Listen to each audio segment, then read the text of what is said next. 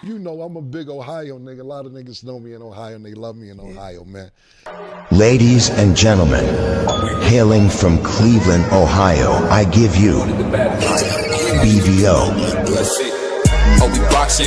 Yeah, we boxing. I need that belt like it ain't no other option. So we punching and weaving and blocking. Defeat ain't an option.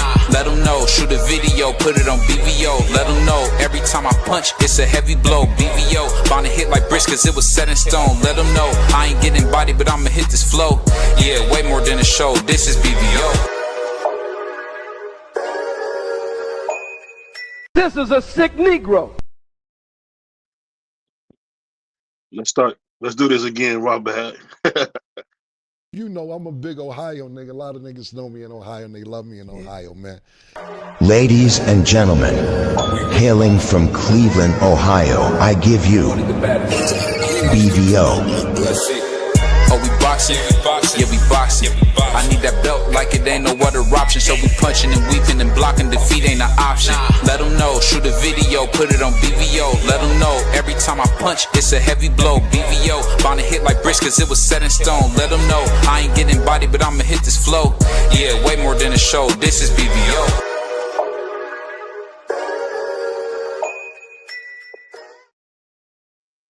Yo, what's up? What's up? What's up? It's your boy BBO Sports TV. We back with another show, man.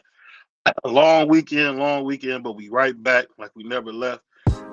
We got a couple days, man. We getting ready for my baby girl's birthday, so we gonna enjoy these couple days, man. We have a couple days off. But first thing we gotta get into, hey, I get it. I gotta eat my crow. Teofimo lost and got beat badly. I even got dudes lying saying I bet them money on it. It don't matter, man. At the end of the day, man, Tio lost. It is what it is. Boxing moves on. He'll move on. It is what it is. Because one thing for sure about boxing, and a lot of fans don't understand this, is that losses are not that bad. I can't tell you how many people I heard saying they never want to see Tio again. You know, he's 28 years old, but he should retire because he lost twice already. It's like, what are we even talking about, man? But I'll say this, man. No matter how you try to slice it, man, that stuff don't make no sense, man. Some stuff just don't make no sense. But we got a big show. We're gonna talk about it today. So turns out today that Daniel Dubois made it clear he would go to Germany and he would fight Caballero. And he said, hey, I'm not scared of Caballero. I'll go to his backyard. We can get it on right there, my man. And I think this is great news for boxing because one thing we're starting to see is big fights are getting made. You know, big fights are getting made. Not just the journeymen are fighting, but the guys that we really, really want to see, guys we want to see really rock are getting in the ring and doing it like they're supposed to. So that's what I'm excited about, to be honest with you, man. I always enjoy seeing the best fight the best. Who's my brother Juan, always showing love. My guy, Juan, man. You call Juan for something, he Johnny on the spot.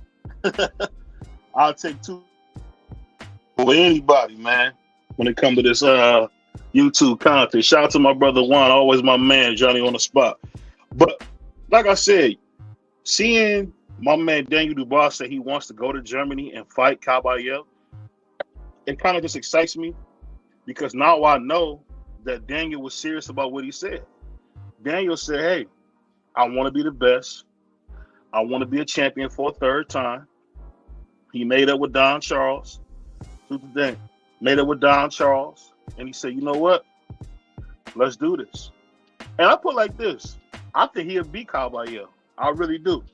What's going on, Probably you think about my man Triple D talking about he want to fight Caballero in Germany. What you think about that? Yeah, I mean, shout out to Daniel Dubois. I mean, if that's what he wants to do and he think he can win, then go for it. You know, he always got that puncher's chance. You know what I mean? I know we didn't see him get melted a couple times, but that don't mean he don't got a puncher's chance. But I think Caballero body work would be too much. Yeah, see, I thought that, but I seen Caballero. I've watched a lot of his fights. Shout out to the Zone Rewind. He really ain't as good as I thought, man. He just okay. He just does good body work, and Zhilei Zhang is not good. Frankie Sanchez is not good like that. because these Yeah. guys have no defense, and it kind of makes sense. And it's like that's how you know like Wilder ain't what he used to be, because the old Wilder would have knocked Zane. He would have knocked the General Tosos out of Yeah. Zane, man. For sure. It wouldn't have been no fight. Hell no. But that's where we at now in boxing, where you fight a guy who's half dead, and now we got to give you all this credit as if you're a great fighter. And I just don't agree with it, man. I just don't agree with him being a good fighter, because I keep seeing him get beat up. He was holding a man's head the last time he fought, holding his head, throwing these uppercuts, and still couldn't drop him. So it is what it is, man. You never know, man. His head might not have been in the game. He said it wasn't. So, maybe his head is in the game, and Yeah. I mean, I saw that face off with him and War Chazor, but Yeah. I just don't know. War Chazor's been kind of active, and he lets his hands fly a lot, bro. I mean, he lets his hands go. I love Deontay. He can't beat War Chazor, man. I know, right? Real for real. War Chazor really, to me, has been doing a thing for an old fighter to be as active as he's been and putting people down. I mean, he beat Joe Joyce up bad, and I don't think Joe Joyce has looked the same since. Deontay Wilder, the show of himself, man. We all gotta admit it. Shout out to Errol Spence. I mean, I guess what these guys say is true. If you think you're gonna lose or you take a loss, get out the game, because I don't know, man. I'm hearing people talk about, hey, Wilder done lost a few times. I don't want to see him no more. Then you got people saying the same thing. I heard somebody today say they don't ever want to see Teo again after that fight. And I thought to myself, why? You know what I mean? Like, don't we want to see guys fight and compete? I don't want to not see Teo again. I want to see him get whooped some more. You know the thing about this fight, and people are going to laugh when I say this, it reminded me when Ray Leonard lost to Roberto Duran. It was unexpected. We didn't expect him to get dominated like that. He got dominated by Roberto Duran. And I think if Teo get another training, he can come back and do something. We'll see, but I think he might be able to come back and do something. What's going on, Dub? How you feeling, man? Yeah, he might need to change up his team a little bit. I think he need to change his whole team. If I could help him, I would tell him to get rid of his whole team. His father's a good dude, I know that, but he's not a world-class trainer, man. And you can only go so far, especially when you fight these slick black niggas like Shakur. You got to be on your A game. You got to be on your A game. If you're not, you'll get a loss. Go ahead. Man, first things first, as always, shout out to my brother Sombrero in the building. Shout out to Prize. Real quick, I owe the channel an apology. We was out of order this past weekend. Me and Prize specifically. So I owe you an apology, BVR. I apologize for being out of order. It won't happen like that again. And I think Prize, he understands it. That's still my brother. I love him. All good. I appreciate you, man. We just trying to build something real, man. I understand, and that's why I owe you. I know. We talk about what you're working on, and so I apologize for the nonsense that we was contributing to this past weekend. I apologize to you. Oh, that's all love, man. Go ahead. I wanted to say, man, it's so interesting, and I agree with you. Teo, man, look, Teo Senior, he gotta go. And y'all know it's so when we see fighters, especially fighters who have their dad in their corners, those type of things, and they get, that man got dominated in this fight. It was in bad. I done watched the fight 3 times now. The first one on the call, and I done watched it 2 times since. He didn't. There was no answers. There was no answers in that fight for what Shakur was doing to that man, and he wasn't doing nothing special. He just was jabbing. He was just hitting him with the jab the entire fight. We know that's the most important punch in boxing, and you set everything up behind it. He ain't even setting nothing up behind it. He didn't have to. That's how bad it was. I do think that Teo needs somebody else in his corner now. Shout out to Teo Senior, because regardless of what people want to say, call him a drunk, call him whatever you want to. That man got his son, and I don't know. I don't. Correct me if I'm wrong if y'all know, but I don't think he has any real boxing experience.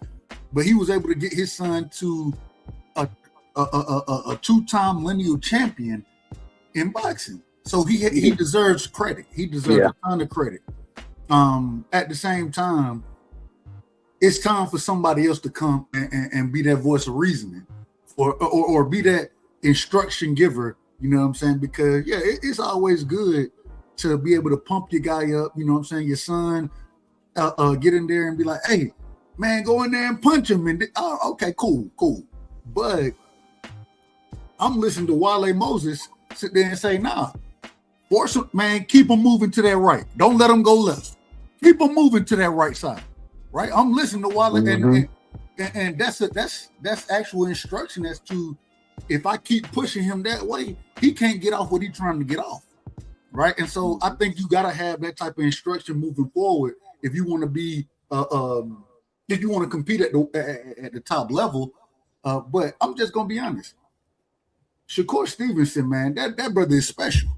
That's what this really comes down to. It don't come down to, and no disrespect to Teofimo Lopez, I think he's special, but there's levels to these things. And the boxing ability that he showed, he made, and y'all correct me if I'm wrong, Shakur made Teo look worse than he made Oscar Valdez look. He made him look worse than Jermaine Henry. I'm sorry. And I think we would all sit here and say Teo would scrub these guys up.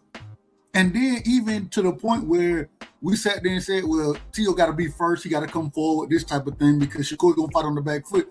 Shakur was the one coming forward in the fight. Yeah, most of the fight. Damn near the whole fight. I mean, it just, the skill level that Shakur has, I think we're watching something special right now. I truly think that's what it is. We would never say that Trinidad was a bad fighter. We wouldn't say Chico Corrales was a bad fighter. Matter of fact, I love watching Chico fight. Not at all. But at the same time, when they got in there with superior boxers, i.e. Floyd Mayweather, and I'm not saying that Shakur is Floyd, but what I am saying is the way he made Teo look in that fight, man, that's talent. That's a lot of talent going on. High level thinking. It made it a true chess match. Stood in the pocket, fought at mid range, and every time Teo wanted to initiate offense, I just stick this jab on you, and get what? You can't do nothing about it. I'm just gonna keep the jab on you. It was incredible. It was incredible. Yeah, I think when you look at that fight, the main thing you take away from it is the snipe program works. Shout out to my brother, Manager Marty. Wow. And when you look at Teo, he got a lot of holes, man. And it's hard to see him when you do great things. I used to think about all the time, there's some players who do great things, but they have no fundamentals. I think the thing that always made Michael Jordan special, people forget, Michael had great fundamentals.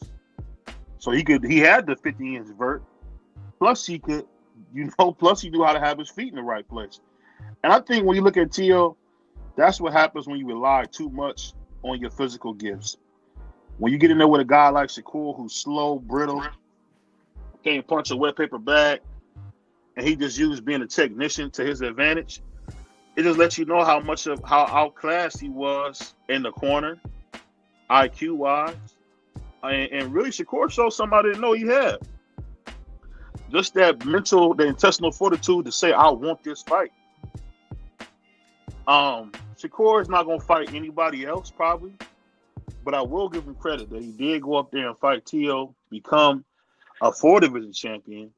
And now it's probably going to be nothing but circus fights for him. I think he want to fight Conor Ben at 160. We'll never get the Devin Haney fight. I mean, we just got to be honest. Shakur ain't built like that. And that's okay. And that's my problem with Shakur. And when you sit here and you become, because you got to understand, Teo was the guy at 40, right? Right. 11-1 according to the judges. Even the one round, the 8th round, I thought Shakur kind of took off going back watching it. My thing is how you gonna sit here and say you going back down to 30? What you going down to 35 for? Ain't nothing down there. Who you gonna fight? It ain't like you're gonna get a tank fight. So who you gonna fight down at 35? Who? Murataya? Kid Austin? Hell, Kid Austin already done pulled out the fight with drugs being planted in the car, respectfully. So that ain't what we here to see, man. We want to see you continue to take the big names on. If you right, BBO, we're gonna criticize you. If you right about what you're saying, BBO, and we see circus fights from Shakur, I gotta be on your helmet, bro. I'm gonna be on your helmet because with you putting on a performance against I consider until that fight, I consider T.O. a B plus, possibly A minus fighter, right? Mm-hmm. I got him in the B range now. He a B level fighter in my opinion, moving forward. Right. So, and no disrespect to him, being a B level fighter is cool. You know what I'm saying? Yeah. But at the same time, don't sit here and tell me you going back down to 30. No, you going back down to 35, but you call it kind of being in the ring. What are you talking about? I think that's the biggest problem with Shakur is he run his mouth so much, brother. Just say, I don't know exactly how this gonna work out yet. What they always say, man, I'm gonna go back and get with my team. You know the cliche. What they say, I'm gonna get back with my team, and then we gonna figure it out, right? You get up there, you say I'm gonna get back with my team, and then you start calling guys out. Well, hey, take that same rehydration clause. We don't want to see no rehydration clause at 47. Either y'all fight at 47 or y'all don't. We don't want to see no rehydration clause. And that dude was a welterweight. The thing that's so funny about Shakur is the same thing I said about Devin and Ryan when they were trying to be at 135. You guys are goofballs. Ain't nobody stupid. Y'all welterweights. Y'all should have started at welterweight and worked your way up to 160 or better. And it's because these guys want to be 4 and 5 division champions, but they don't want to really put themselves against the ringer. People got to remember, and that's why I say when we get so much criticism about Adrian Bronner, let's remember Adrian Bronner was at 126. I've seen Adrian Bronner not a big man at all. Hold on. He's not a big man at all. So when I hear people talk about, these guys now, that's huge. Have you guys ever seen Shakur in the offseason? He's huge. And I ask you this, Prize. When you see him call kind of been in the ring, did that just let you know it's the same old Shakur? What would you say? Prize? Say that again. You kind of breaking up with him. Okay, when you seen him call kind of been in the ring, did you say to yourself, dang, it's the same old Shakur? Well, no. He's with Eddie Hearn, so they're gonna want to make money. They can probably make some decent money with that. It's a fight that we probably don't really care to see, but it looked like it might be happening. You should have known that was going to happen when he was when Conor Ben was already out there. We kind of knew. Oh, here he go. You know what I mean? So we looked at him like, ain't nothing we can do because both of them are with Eddie. Turkey, I'm pretty sure, is happy with Shakur's performance. So. But I don't think Conor Ben got nothing for him. Not for Shakur Stevenson, bro. Conor Ben gets schooled in that fight. Yeah, he gets schooled bad. But because Conor thinks that he gonna come in there and she's not gonna be able to get hurt by Shakur, and he gonna have that weight cut. He gonna find out real quick. That was a mistake. Bro, the last time we seen Conor Ben stopping stuff was when he was on the eggs. That's the last time he was stopping stuff. After he got off the eggs, what ended up happening? The man started struggling. He won some fight, but he wasn't knocking stuff out like that without them eggs. Champ Ross, Angie, salute. Yeah. What up, Angie? What up, Champ? Shout out to Champ Ross. Shout out to Angie, baby, man. You already Angie, know. Shout out to Dank Father. Shout out to Juan. Yeah. Juan, my guy. My thing is why would I expect something like respectfully to Conor Ben? The man ain't a great boxer. He can punch. But we only seen him be able to punch with eggs. So, I mean, it is what it is. And I think the man is a Bronny James of the boxing, man. He's the who? He's the Bronny James of boxing. not Bron. Oh, come on. Ho. That's what he is, man. He's the Bronny James of boxing. That was crazy. He's an absolute dog. I don't know if y'all seen Nigel Ben. Nigel Ben was a dog, man. Nigel Ben can fight. Nigel Ben can fight. Hey, when he come out. When Nigel Ben come out there and he got them damn hands, you know how he come out there. Uh-huh. Hey. He come ready to throw. And then you got his son. What has he really done in boxing? Other than he ain't never been a champion. Tattoos and beat up old guy. His best win is Chris Algieri. I mean, if you want to count my man Chris Eubanks, who had the IBO belt, I mean, I guess you can count him, but my man, Algieri actually was a champion. So it's just like, and you beat up an old Chris Algieri. I get you flipped him over, had him looking like a Mario ball. He rolled him down the hill. Why does he do that, BBO? He always flips when he get hit, knocked down. I don't know. That's his He was thing. flipping Man. all crazy in there in Pacquiao. He was flipping. He said Nigel Benn was average, only good in the UK. Yeah, I disagree with and that. He wasn't average. And I respect your boxing knowledge, Dunk, but there's a reason why you didn't see Roy come to the UK and getting with Eubanks. See, Roy wasn't giving up his ace side to come do that. That's stupid. No, because he might have got his head knocked in because Roy had holes too. But we'll see. We'll never know. But I just say this: when it comes to Bronny James or Conor Ben, anything he say is weird, man. He just look like one of those cornball dudes that's always trying to get in somebody's face. You know, he'll make you put some metal in him, man, because he's too much, man. That's all. He's too much, man. What'd you do? BBO put some metal. Yeah, he's too much, man, for me. You say you mean come to America and fight Roy or James Toney? I mean, you can say that, but they would have made way more money in the UK than they would have made over here, dog. Uncle Cass said Nigel was top level. Yeah, man, you know, Dank's father. If somebody ain't just fought 2 years ago, they not good. That's how my brother Dank do it. But I hate when he do that because Dank no boxing. Dank no boxing. He talking about he was average. Oh, I mean, to be average in boxing is hard to do. You know how many niggas box? You know how many dudes box you never hear about? Man, we don't got a time machine, so it don't even matter. Now, maybe James Toney would have gave Eubanks some trouble, but I believe Chris Eubanks Sr. would have beat Roy Jones. I disagree. I don't think he would have beat him, but I think, man, Chris Eubanks Sr. He could fight. Both Nigel Benn and Eubanks Sr. both of them could fight. So, I mean, my thing, and at that current moment in time, and what is this? This is the mid '90s that we're talking about. They were both at that current moment in time. They were upper echelon fighters. You know what I'm saying? And even when they went to war against each other, man, it was fantastic fights. So I understand what you're saying. I'm just saying that at the end of the day, at this current put moment hands on Nigel Benn, dog. I ain't gonna lie to you. You can't put hands and feet on Nigel Benn. I'm not disagreeing with you. I'm just saying. What do you want me to say? The fact that they try to make that like that's a fight, that wasn't no fight. That was a beat down that y'all had more than once, man. Get out of here. Chris Eubanks was moving his head, man. You didn't, but they won't walk. You didn't enjoy it. You didn't enjoy those fights. I enjoyed them, but I'm not gonna play like Nigel Benn was ever on Chris Eubanks' level. Chris Eubanks was beating the dog out of him, man. What my grandma say? Get the hose. Get the hose. This dog fight. Get the hose, man. Run the hose up the dog nose. So, hey, you out of order, man. You out of order. Get the hose when you see them fight, man. Somebody should have got the hose, man. That wasn't no fight, man. What my man Cass say? Now, hold on. Go ahead. I was gonna read the comment. He said, but both would have got cooked over in America, and you know it. He said you can't win major titles in that era because just being average. That's a fact, man. Now, yeah, I agree with that. I agree with Uncle Cass on that one. Was a tough time in boxing. But let me ask y'all this real quick. Hold on, let me just say one point. One thing.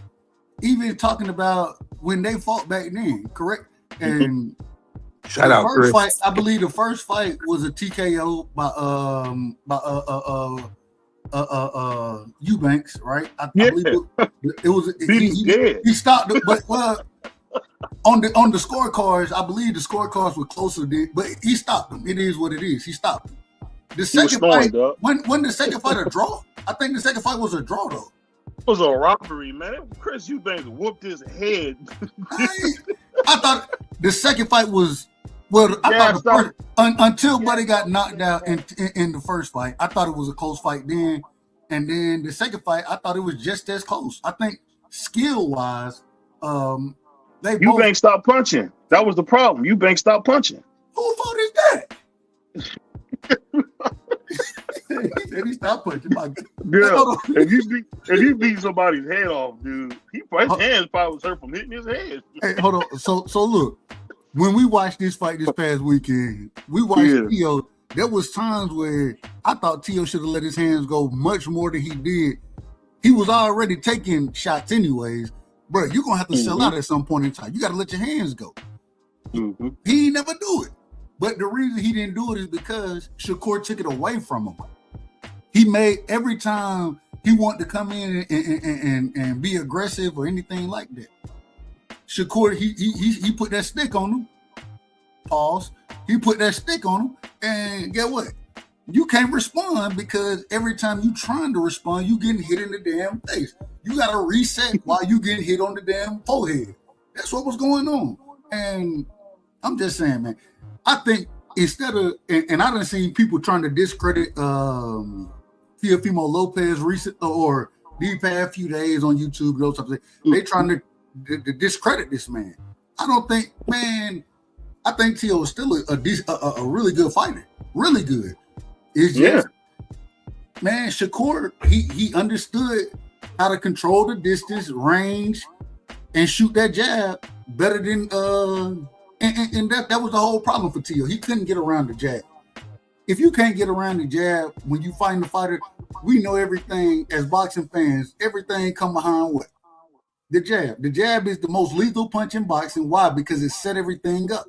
And for Shakur to utilize the jab the way that he did, that man, this is what they say, and I'll go ahead and put this on record. I don't trust whoever be counting these punches, because when they be counting them, I don't know what they be looking at sometimes. But according to BoxRec, they say that this man landed 105 jabs, right? The most he's ever landed in a fight. If you can land 105 jabs on an upper echelon, upper tier fighter like that, imagine, man. Okay, all right. Y'all tell me he running if you want to. He picked that man apart. He picked him apart. I mean, he walked forward the whole fight. And he changed guards on him. He utilized the high guard and utilized the Philly shell. He went different levels on him. He definitely did. Absolutely. My brother Chris becoming a member, man. I appreciate you, man. Shout out to Chris, man. Much love and respect.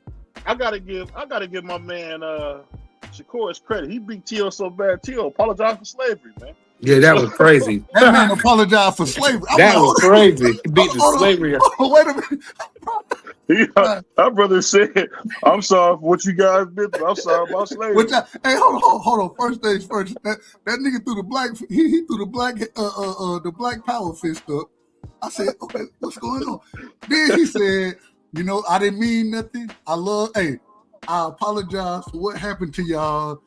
Slavery. I was like, wait a minute, you didn't have. Where did that come from? Man? This came from the left field, boy.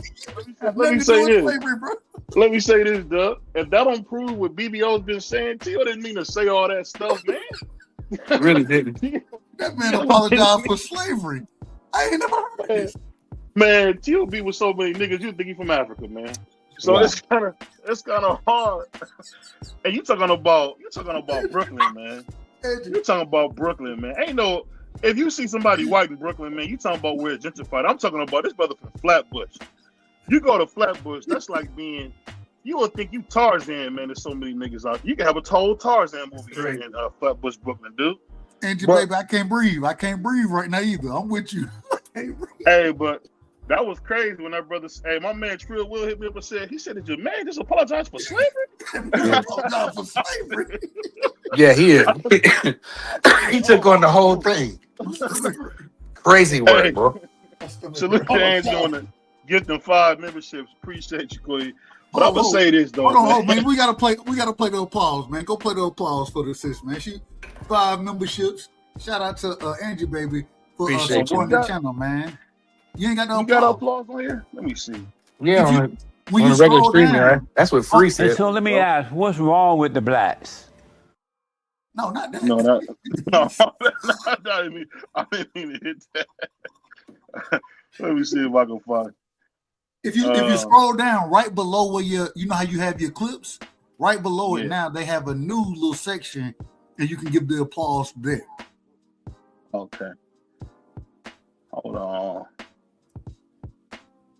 I don't. We're not calling you I don't have it. I don't have it. Lord have mercy. I don't it. Security. What security at when you need it, man? Where security at? Well, I give you my favorite drop, man. You speak very well and you're black. How did that happen? We didn't. Did you? I couldn't even hear the drop. Did you? Do you hear it, Prince? Yeah, I heard it. I heard it. What did it say? What was the drop? I didn't even. You speak very well and you're black. How did that happen? You speak very well and you black. Shout out to JLP, man. Shout out to Uncle Jesse, man.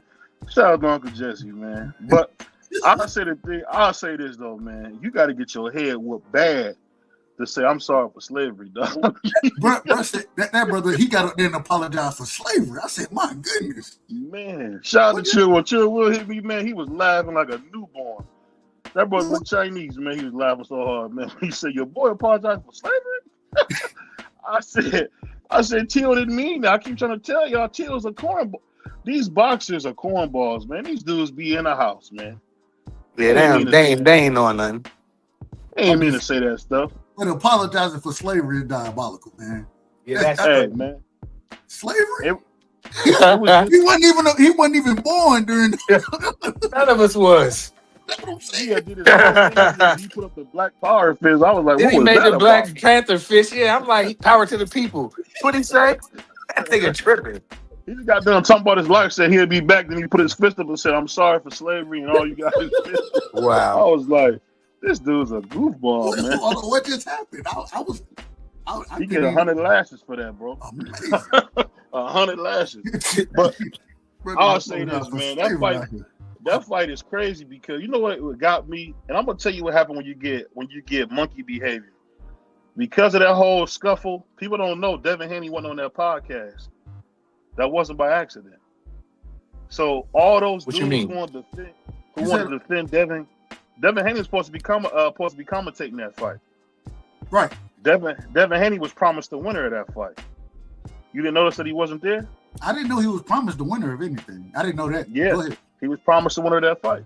But it was that whole situation was out of order. Go ahead. I apologize. You had them dudes jumping Tiger Johnson like it was Planet of the Apes, man. So Tiger Johnson jumped into the fire. But and they were teenagers. He got rolled out by a bunch of teenagers. I ain't trying to hear But that. it was all out of order, Prize. Like It definitely was, but Bill had his back turned. He didn't even know his son was beefing. Devin wasn't around, and the board told him, bro, chill, it's a child. He's a child. Why are you letting a 15, 16-year-old get to you? He's Then you 17, threw punch. man. All right, whatever. He's still a minor. He can't buy cigarettes. How about that? He can't even go to the store and get me a Dutch. hey, bro, he finna be a professional boxer. I believe they said he got his or excuse me, amateur boxer. I believe he got his opening coming up in February. So we in February. And then the little YNs pounced on him like a lion and a gazelle. But So that's what they do. what you expect them to do? They YNs. They not. I'm pretty sure if it was Devin, and I don't think it would have went down like that. But I mean, the boy. I mean, he jumped in and swung and went all crazy, acted crazy, and he got rolled out by a bunch of teenagers. End the story. But at the end of the day, I would like to see our brothers not do that. You know, I get that part of it, but I mean, I ain't mad at it either. No, just be in order. That's all we ask for. I like the brothers to. When y'all go to these events, y'all representing yourselves. Yeah, your companies. And then you got Devin Haney, his brother, they represent him. So just be in order, man. Don't get out here acting a damn fool. Don't act like, as BBO would say, don't act like monkeys out here, man. Just get out there and be in order. You understand? Shake hands. If y'all have I ain't got no problem with y'all arguing and all that kind of stuff. Yeah. But it ain't gotta be, man. Don't put your hands on no damn body, man. Keep your hands to yourself. Because once you start doing that, all right, you run across, and this is New York. So in New York, they ain't just carrying like that. Come down to Georgia and put your hands on somebody. Okay, see what happened. I'm telling you now. I remember, man. We was at church, man. We was at church. I don't know if y'all remember back in the day. We used to be at church, man, watching videos, man. So we watching Flubber or something. A dude strangled my cousin. And my cousin said, "Get your shoes on, man." Hold on. He strangled him. Well, you know, he just started choking my cousin. Kind of nowhere. He just started strangling him. But That's crazy. And he told him, "Nigga, get your shoes on, nigga." They went outside and threw hands. I remember my grandma said, "Now y'all look like two dumb niggas out here. Wow. Hope y'all proud of yourselves. Y'all fighting at church." And I laugh and say that to say this: as black people, man, we got to be better than that. I can't speak for nobody else but us. We got to be better than that, bro. We can't be just throwing hands at no big time event where it's millions of dollars on the line. Even if Sean Haney should know better to shut his mouth. He's a child. He's 17 years old. Agreed. He need to know how to shut his mouth, because guess what? You was blessed to have people there with you. I know some dudes in Cleveland that'll scrape you, man. They'll scalp you, dog. They don't care about nobody being no 17. If you're old enough to stop syrup, you're old enough to get knocked out. That's just like the boxers, though. They ain't knowing nothing, though. I don't know why Tiger was trying to be so tough. But it ain't about being tough. My thing is this with Tiger. Really, when you're there, right? So this is a big event, and you're campaigning at 47, right? So when you come up against Team BHP or whatever, Devin ain't there, but at the same time, you want to make a fight with him. Why? Because he's a champion right now, and you trying to become a champion, respectfully. So don't do no nonsense, man. Be in order. And I just don't think these younger kids, and I'm not blaming Tiger, because I think Sean was out of order too. Matter of fact, the first person who threw the punch, some bald head dude, I don't even know who he was. That's who was out of order, man. He was the most out of order. He was the most. Hey, he punched the black over Tiger. Now you out of order. Hey, Tiger, he was white for a second. Hey, look, Tiger. I'm just being honest. Tiger left Madison Square Garden with more lumps than Shakur did. I'm just telling the truth. Shakur was in the fight. He left. My God. And I gotta be honest with you, man. And you know what it is, and it's not fair to say this, but he's from the worst part of Cleveland. I don't even go to East Cleveland. So, I mean, he's from the slums. So what part is he from? I don't know. I don't know Cleveland like that. Go ahead. They have Cleveland, the city. Then they have it used to be a suburb in the 50s called East Cleveland. That's where John D. Rockefeller and all them built that up in the doggone 20s and 30s. Okay. So it was nice in the 20s and 30s, 40s and 50s. And then around the 60s, they gave it to the blacks, and over time it became one of the worst neighborhoods in Northeast Ohio. So it's a bad place. I'm talking about potholes big enough to swallow up a minivan. I mean, you got to get an alignment to run after you done rode through them streets, huh? Man, immediately. I can hear Miss BB over now. Why are you over here? Why are we over here? You love to ride through the hood. You know, if any everybody been married, your first thing out your wife's mouth is, "Why you letting to ride through the hood?" Ain't nobody trying to ride through the hood. I was going the way I know. Hey, we could have took the interstate, man. We could have took the interstate to get where we going, man. You done rolled, took us over here, man. Hey, you know, I remember with old people, they went on the expressway all like that. They was driving the street. I ain't gonna lie, my grandma went on the expressway like that. I don't know if y'all had older black parents. You know, old folks, they like that. They don't like the intensity of the highway. They hate the interstate. Yeah, it's intense. They hate it. They driving through the roads, so that's what I do. I drive through the roads. Bro, I just ride through town. I swear to God, bro. So going from Warner Robins to Atlanta, you know, you jump on 75. That's the fastest way to go. I swear to God, bro. My grandma now, she take the back roads to Atlanta. Some type of way it take 4 hours to get there, but she ain't got no problem taking the back roads. And I'm like, what? You cut your time by half if you just get on the interstate. You ain't driving on them damn roads. All right, go ahead, Grandma. Go. All right. Hey, man, leave Grandma alone. I didn't even think about it until I just said it just now.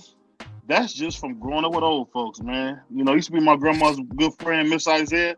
I don't think Miss Isaiah ever was on the doggone E-way, ever. she gonna. I never knew you could. It's a place called Akron here. She'll be in Akron. This mama gentleman gonna drive the streetway to Cleveland, and Cleveland like 40 minutes. I'm like, what are you doing? It's gonna take 2 hours to get there. Hey, yeah. But and they don't. Miss Isaiah, she gonna hit that. She gonna hit them streets, man. Yeah, what? And the way my grandma do it. So my grandma Jehovah's Witness, and so they have the convention center in Conyers, Georgia, which is a little east, a little east of Atlanta, down 20, right?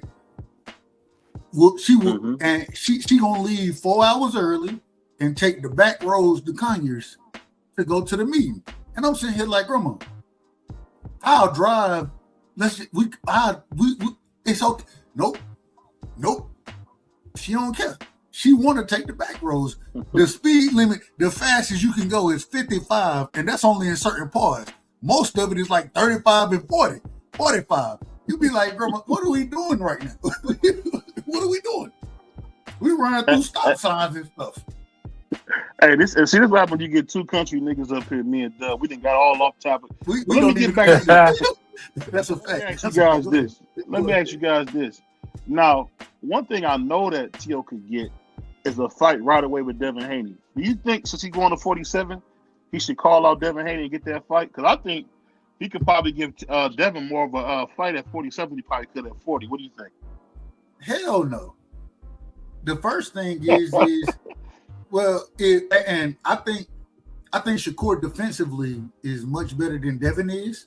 The problem is I think offensively Devin is better than Shakur, and either way it goes, I think the jab that Devin's gonna have against Tio that's gonna present him problems moving forward. If you want to understand how to beat Tio, you box him, right? You jab him, and even in this fight, we said that, man, y'all correct me if I'm wrong. We thought that Shakur would be the back-footed guy and Tio would be on the front foot. Tio ended up on the back foot and still looked horrible. Yeah, it looked horrible. So it looked like he had no game plan. I'm just saying, like, I got to see who. I think he will get a new trainer, so I got to see that piece of it. But overall, man, I don't think, man, Tio, he decent, but I don't think he a world-class boxer.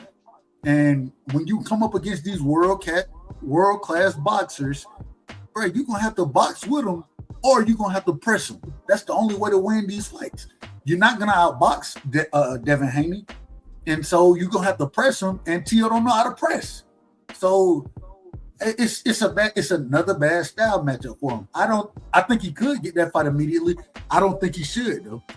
Matter of fact, hell, you need to chill for a second and take 2 or 3 tune-ups, in my opinion.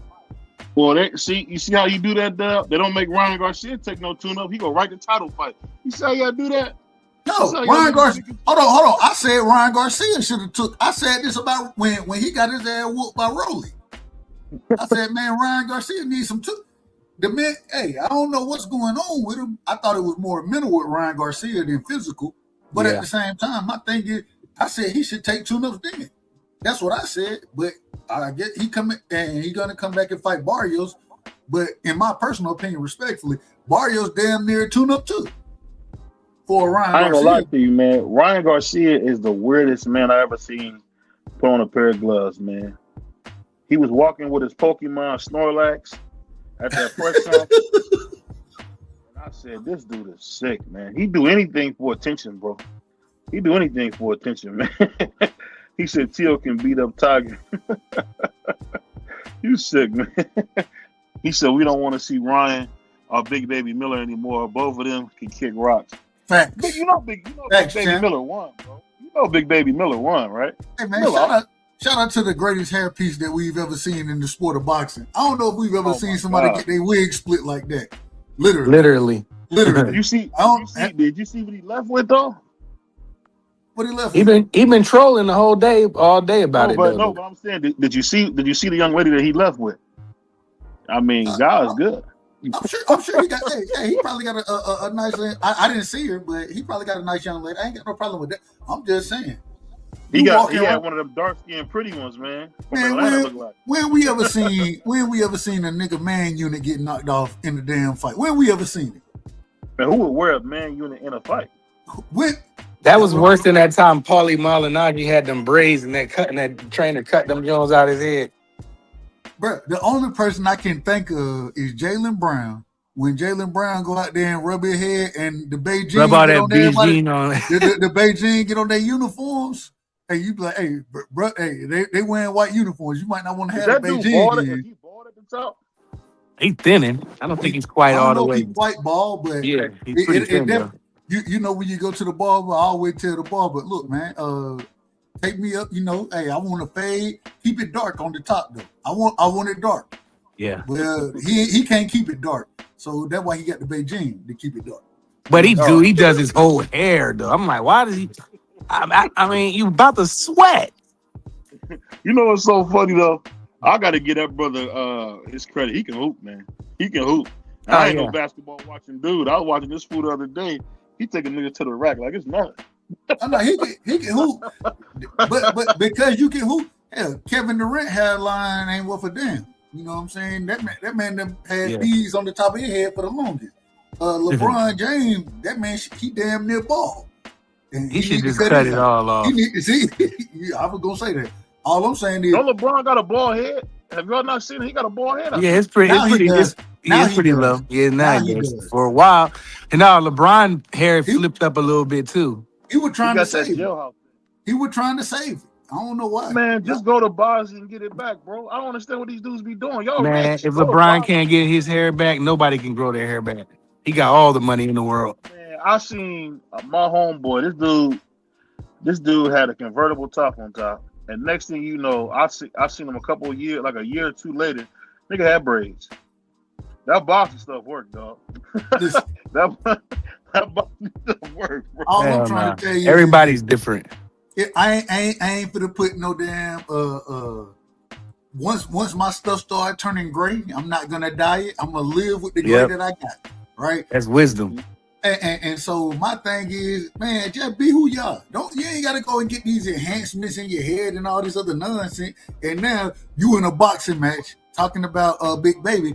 You in a boxing match, and now all of a sudden, we talking about what was my boy name? 2 Chainz pulled up to the scene with the ceiling missing. Your whole ceiling missing at this point, brother. Let it go. He been trolling all day. He went to the barber, got it done. Then he was on the Breakfast Club. I seen him on the Breakfast Club. Hey, before he got it done, he was on the Breakfast Club with the same headline in the ball. Yeah. I appreciate him embracing it, but my God, he out of order.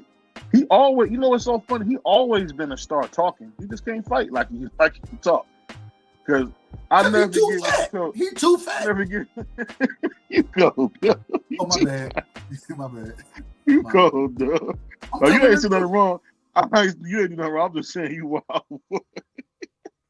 If Big Baby would fight at like 285, I think he could be decent. That man is coming. He coming in at 350 sometimes. Man, 330. Come on, man. Yeah. You too big, bro. You supposed to be an offensive lineman right now. You supposed to be playing. You know what's funny? He got the tight man. He got the big man boots. That's crazy. It's like, bro, you're a professional body. If you don't get your butt down to 250, 260 and stop playing, dog. I don't think it should be that hard for him. He like to eat, man. Every time I see Big Baby, he got his hand on a fork. It's just like my grandma used to tell me, man, you got to put that fork down, boy. You got to. Well, Mr. Gina tell me when I was doing my thing in sport, you got to turn that plate over, son. You got to turn that plate over. Hey, Big, if you don't mind me asking, you 6'5", right? I think Big Baby, I think he like 6'4", 6'5", something like that. Yeah. What's the heaviest, and if you don't want to answer, I understand, but what's the heaviest you ever been playing offensive line in the NFL? What's the heaviest you've been? 400. Wow. Damn. Okay. All right. I think Big Baby. Okay, go ahead. When you get like that though, it's like it's hard to play. Like, you know, people talk about Ted Washington. I don't know if you guys remember Ted Washington. I do. He was like 6'5". He would play like 350, 370. It's big hard to move that big, man. It's hard to move that big, dog. Big individual. I almost called him an ML. Big individual. A big. Hey. But I have seen guys. I've seen a guy who was 6'7", 450. He ended up playing for the Dolphins, but he had got down to 320 though. But when he came to college, he was like 450. But you know what's crazy? So like Caden Proctor, from Alabama. He played left tackle for Alabama. But he going to the draft. This man, he like 6'7", and he out there all the 375 or something, and he be out there, but he athletic with it. You understand? Like, Yeah. Oh, he's not gonna be that big when you go to the league, though. They're gonna cut him all the way down. they're gonna cut him down. But if you come in, if you 6'7", 375, what I'm gonna cut you down to? 6'7", 350, 350. No, I'm gonna cut you. They usually gonna cut you down to 275. They're not cutting no. They're not cutting no That tackle man, down to he'll 275. fall out. Bro, I'm telling you what I know. I'm not telling you something somebody told me. They don't want dudes that big. They just Right. don't. It's not good for the heart. If they cut him down to 275, that man may pass. That's why I said he'll fall out. What He they gonna do is look like Virgil Ortiz out there in the elevator passing out. Let me say what cut down to 300 pounds. They're going to at least try to cut him down to 300 pounds. and I wouldn't be surprised if they put in the contract that he got to be between 300 and 275. They do that kind of stuff, man. They don't, because you got to remember when you playing ball, you a piece of meat to them, man. And if you can't play because you're too heavy, they're gonna fix that. I'm just telling you, man. They don't let dudes be big like that. They just don't. Like, the only reason Ted Watson got away with that is because he played the doggone early 2000s. Now you can forget that issue. Hey, BVL, real quick. I want to get back on topic as far as boxing goes. I want to ask a question. And I think my brother Free up here. Free, you up here? Yeah. I want to ask Free. Did you get a chance to watch the Murtazaliev versus Kelly fight? Did you get a chance to watch that? Yeah, I watched everything. Break it down as far as what you saw in that, and I apologize, BVO, but I want to hear what y'all think about, because we all thought Bakram Murtazaliev was one of those guys at 54, and he seemed to just get. I mean, Josh Kelly outboxed the shit out of his ass. It wasn't even. It was crazy how Josh Kelly. I'm not gonna say he made it look easy, because I thought Josh Kelly. I thought he got hurt in the fight, but overall, man, what did you see from that in that fight? To correct you, I didn't think that Bakram was one of those guys. But Bakram is what I saw in previous fights from him. He can be outboxed. If you go watch a couple of his previous fights, he had trouble with guys that can box, and that was the case with Josh Kelly. Josh Kelly was able to box, and Bakram, he was just coming forward, trying to land the big shot. But Josh Kelly, he used his lateral movement, he used his boxing ability, and he used his upper body movement. Whenever he did get cornered, he will be able to weave those punches and then get out of the way.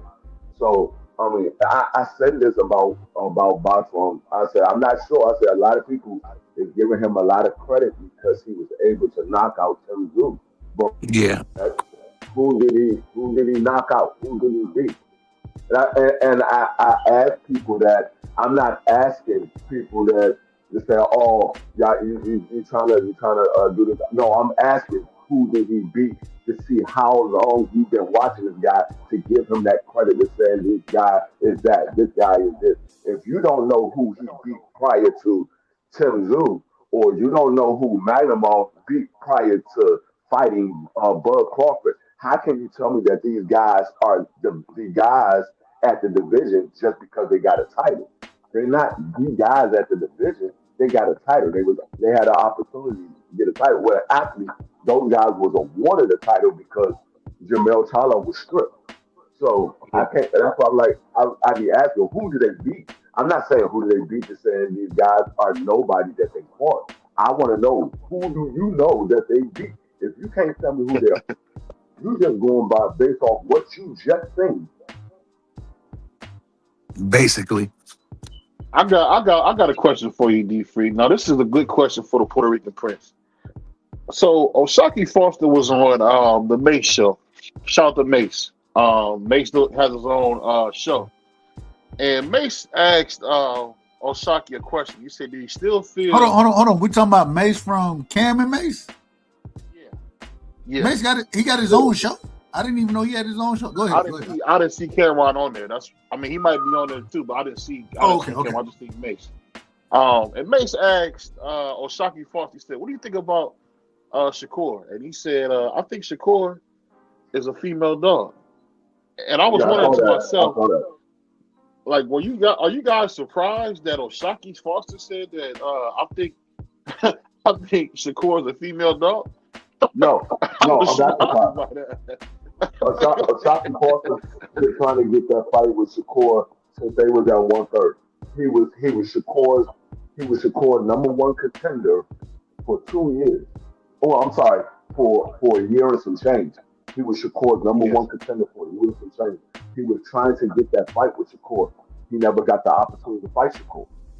So I'm not surprised at that at all, because Osaki Foster wanted that fight with Shakur, and when he stepped up and he beat Cool Boy, and they had the fight at 135. He tried to get that fight with Shakur again, and Shakur pretty much brushed him off like, "You ain't doing nothing. You haven't fought anybody."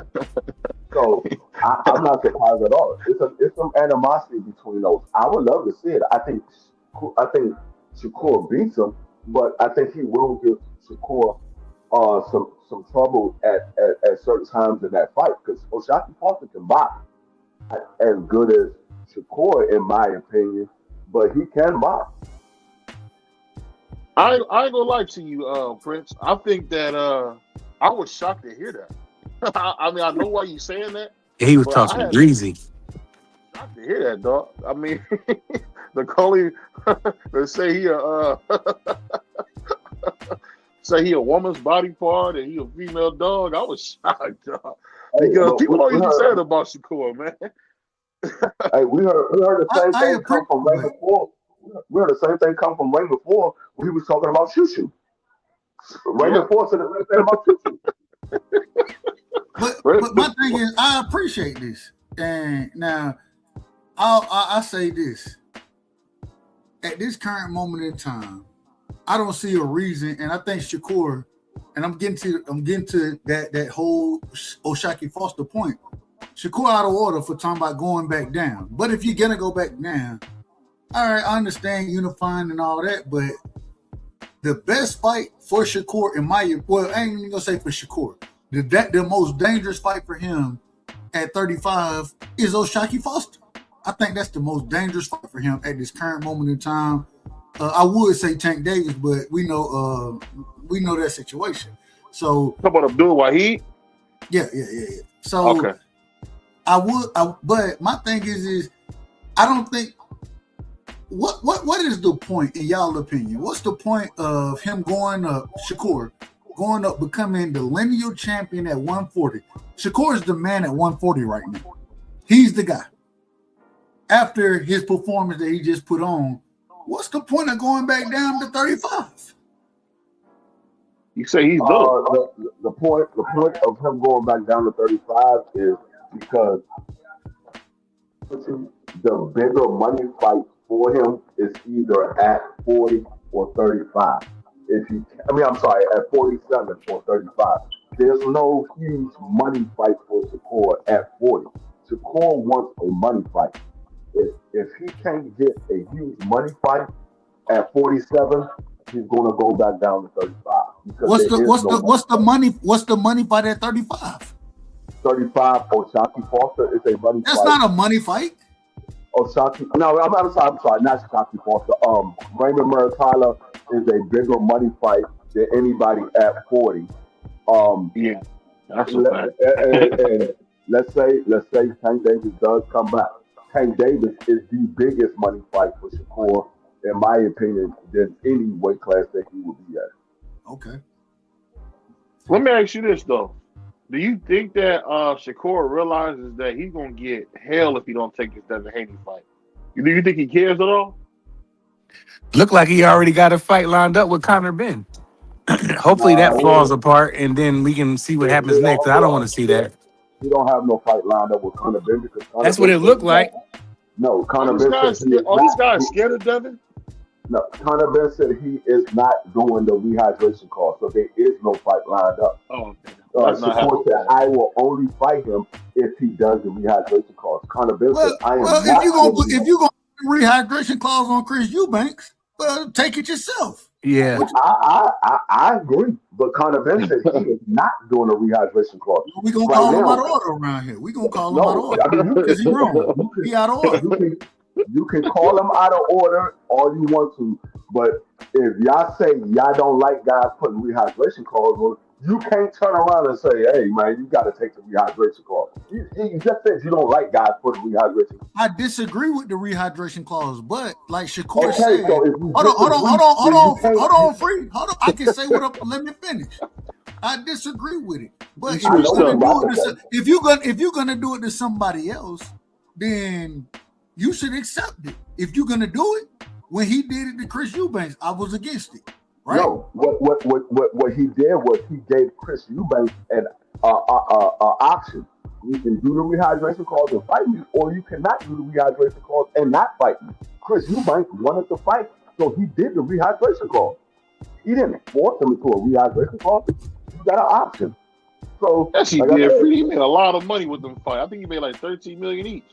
Yeah, but what I'm saying is, you can't say you disagree with the rehydration clause, but then say, "Hey, man, you put it on this guy, so you got to take the rehydration clause." I can say it, and I am saying it. I can, and I am. Rehydration clause. Then you disagree with it. You're not consistent, so you just flip flop whenever it is good for you. No, I'm not flip flopping on anything. The problem is the same way and like I said, I disagree with the rehydration. I disagree. No, you don't. You just said. Hold on, you out of order. You out of order, man. No, I ain't cut you off. I let you talk. Don't cut me off. You out of order. You in order, man. You did cut me off. You cut him off. You out of order, Doug. I'll let you go ahead, though. You actually did, but I'll let you go ahead. Hold on, Doug. You out of order. You out of order. Shout out the right side, man. I gotta give you a credit. You making fun, man. That boy Double making Monday night fun, man. Shout out to Dub. That's what we here for, ain't? That boy Dub crazy. Now, hey, going back to my point before I was so, y'all can. I ain't cut free. I let free finish. No, you did not. All right, free. Finish your point. Finish your point. No, I just told you. Go ahead. So you done? Are you done? No, go ahead. All right, he done. Listen, what I'm trying to tell you is this. I disagree with the rehydration clause. But once you start implementing it, right? Once it's been implemented, then if somebody do it to you, hell, you done did it to somebody, hey, it's karma. It's coming around all the way full circle. That's what I'm trying to tell you. Do I agree with rehydration clauses? Absolutely not. But at the same time, when I didn't agree with them, ain't nobody care that kind of Ben was putting it on Chris Eubanks. I said something about it, but nobody else did. Well, I think Prize said something, and I believe Free actually said something about it too. Correct me if I'm wrong. Yeah, Prize and Free both said so. Yeah. So all I'm saying though is I can disagree with it, but once you done did it to an individual, and now you gonna get in the ring with a 4-division champion when you ain't never been a champion, and he said, "Well, hell, we'll do it, but we're gonna do it under your rules." The same thing, the same way you treated that man, I'm gonna treat you the same way because I'm the A side out here. It is what it is. I disagree with it. I mean, because if you disagree with it, you disagree with it regardless of the circumstances. If you disagree, you disagree. I don't like the rehydration clause. I don't really care about the rehydration clause, to be honest with you, because I know that rehydration clauses are put out there on fighters all the time. Just a lot of people don't talk about it. It became a big thing about these rehydration clauses as of late because Tank Davis Ryan on rehydration clause, and Ryan made a big deal about it. Well, we've seen that Tank Davis had put Mario Barrios on rehydration clause. Nobody even knew about it until Mario Barrios said, "I don't know why he's crying. He put me on rehydration clause. I never said nothing about it." Hold So on. it's becoming a big thing now all of a sudden. But I told y'all before Mario Barrios ever said anything, I said rehydration clauses being put on fighters all the time. Just a lot of people don't talk about it. And then Mario Barrios came out and said it probably like a month later. Or I don't even know why he's crying. I was on a rehydration clause, but I signed the paperwork. I didn't cry about it. It is what it is. I ain't gonna lie. Rehydration clause is good if you like Canelo and you fighting a big black nigga like David Benavidez. I mean, it's a Man, case by case basis. rehydration clause. If you big enough to call out the guy, then you take it however you get it. If the man said he don't want a rehydration clause, you're calling him out. He's not calling you out. You're calling him out. So he said, no, I don't want the rehydration clause. Then you say, okay, well, I want the fight, so we're going to have to do it without the rehydration clause. If not, then you just move on because he's not calling you out. You're calling him out. Wow. And I'm not talking about just Shakur. I'm talking about anybody. If you're asking for a fight with somebody else and you say, oh, we got to do a rehydration clause, no, he don't have to say yeah. He's not asking for the fight. You are. So you take the stipulation that he give you, whether it's with a rehydration or without.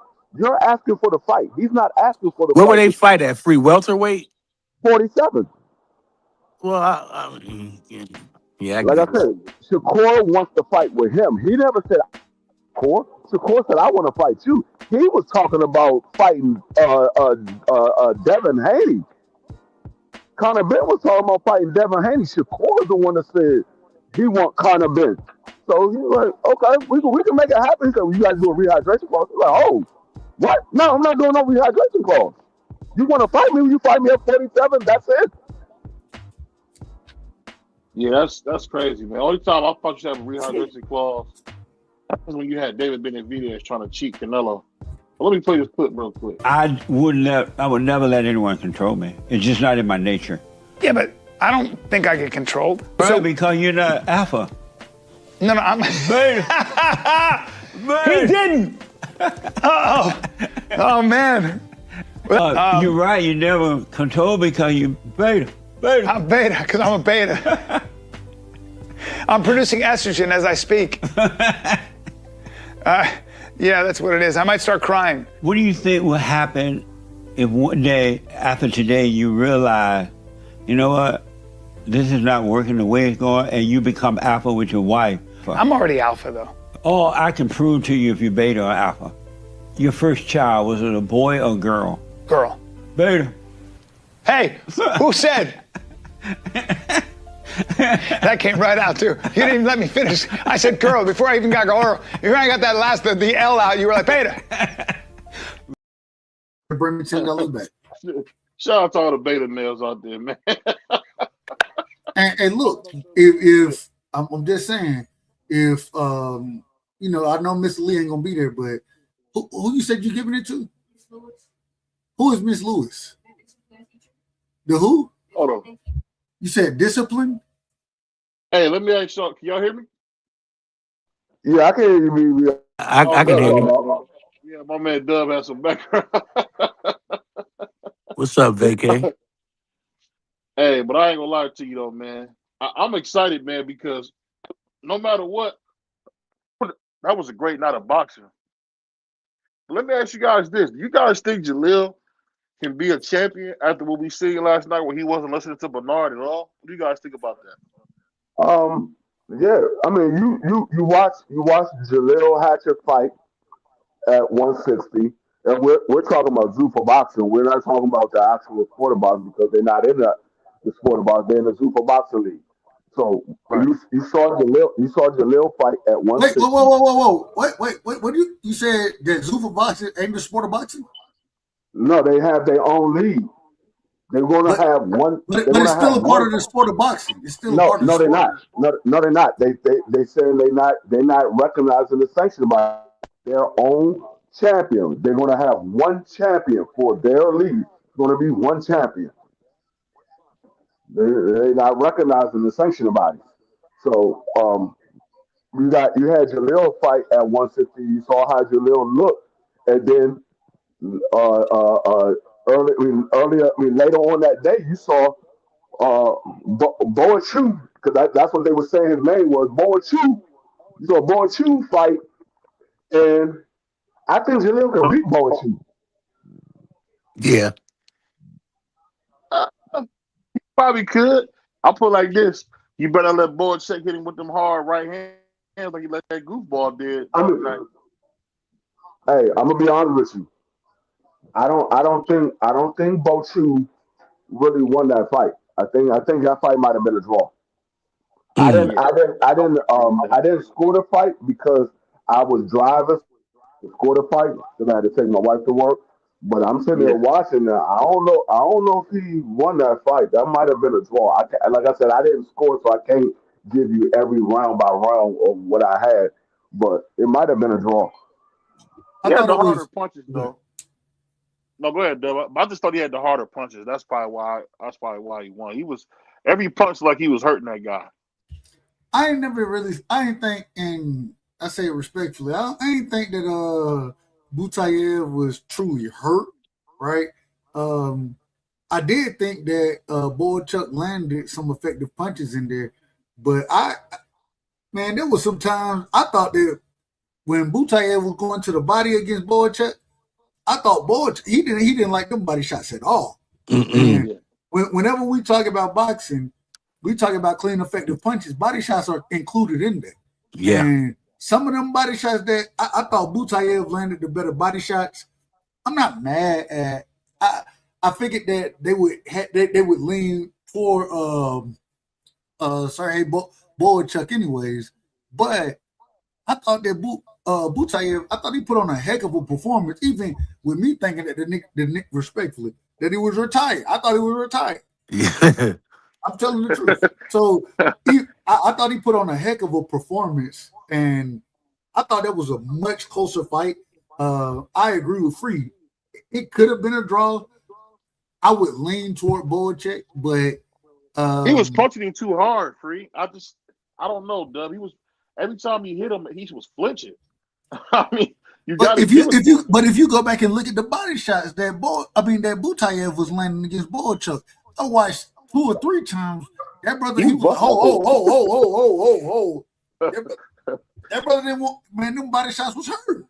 So I think they both were throwing hard shots. Like I said, I would have to go back and look at it and actually score the fight because, like I said, I wasn't able to score the fight because I was driving. But I think that fight. I mean, it was a split decision, so I'm not saying like he won a unanimous decision. It wasn't a robbery, but no, it wasn't a robbery. I just think it might have been a draw. It might not. I mean, in my opinion, it might have been a draw. It was a really let me ask you guys this: when you guys seen my man Brian Jr. at the fights with his son, hold up, go ahead. Say it again. Look, Boychuk ain't near what he been advertised as when he go out there and go life and death with a old, respectfully, the old Butayev that I thought was retired that been training fighters. He not nearly as advertised. Boychuk, he a decent fighter, but he gonna get screwed. He might end up getting knocked out. I'm just telling the truth. But go ahead, I apologize for cutting you off. No, he Super middleweight championship sounds wild. That do sound kind of wild though. Dang. He did. I mean, he just came off a knockout loss against Brandon Adams. Oh, you right, Brandon. Did William Skull win? I didn't see that fight. No, William Skull got scrubbed up. He got scrubbed. Damn. They beat that yellow stuff out of his hair. He had black hair when he left. That man, hey, look, he came in on his feet and left on his knees, man. I don't know what happened. Yeah, he said he left on his knees. That dude crazy, man. I feel like this, man. He just for me, Boychuk, he looked cool, but I don't think Boychuk is all that. And I think what it's just showing you, a lot of guys that we like are not that good. Brian Norman Jr. is my guy, but this the fighters, the Randalls, the Butayevs, people that gave him hell, they seem to be average at best. He didn't fight Butayev. Was it no? Was not Butayev? Who was it? Not Santillan? Santillan? I don't Oh, know. not Santillan. I thought that was Butayev that dropped it.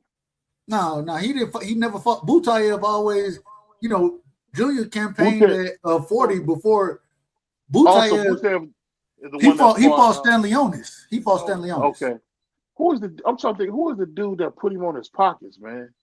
Put That was Junior, Santillan. put Junior on his pockets. Yeah. No, Yeah. I believe it. I don't think it was Santillan guy. I thought it was. Santillan. I don't think Santillan knocked him down. You said that What was up? Butayev? Yeah, I'm about to look it up. Who knocked him?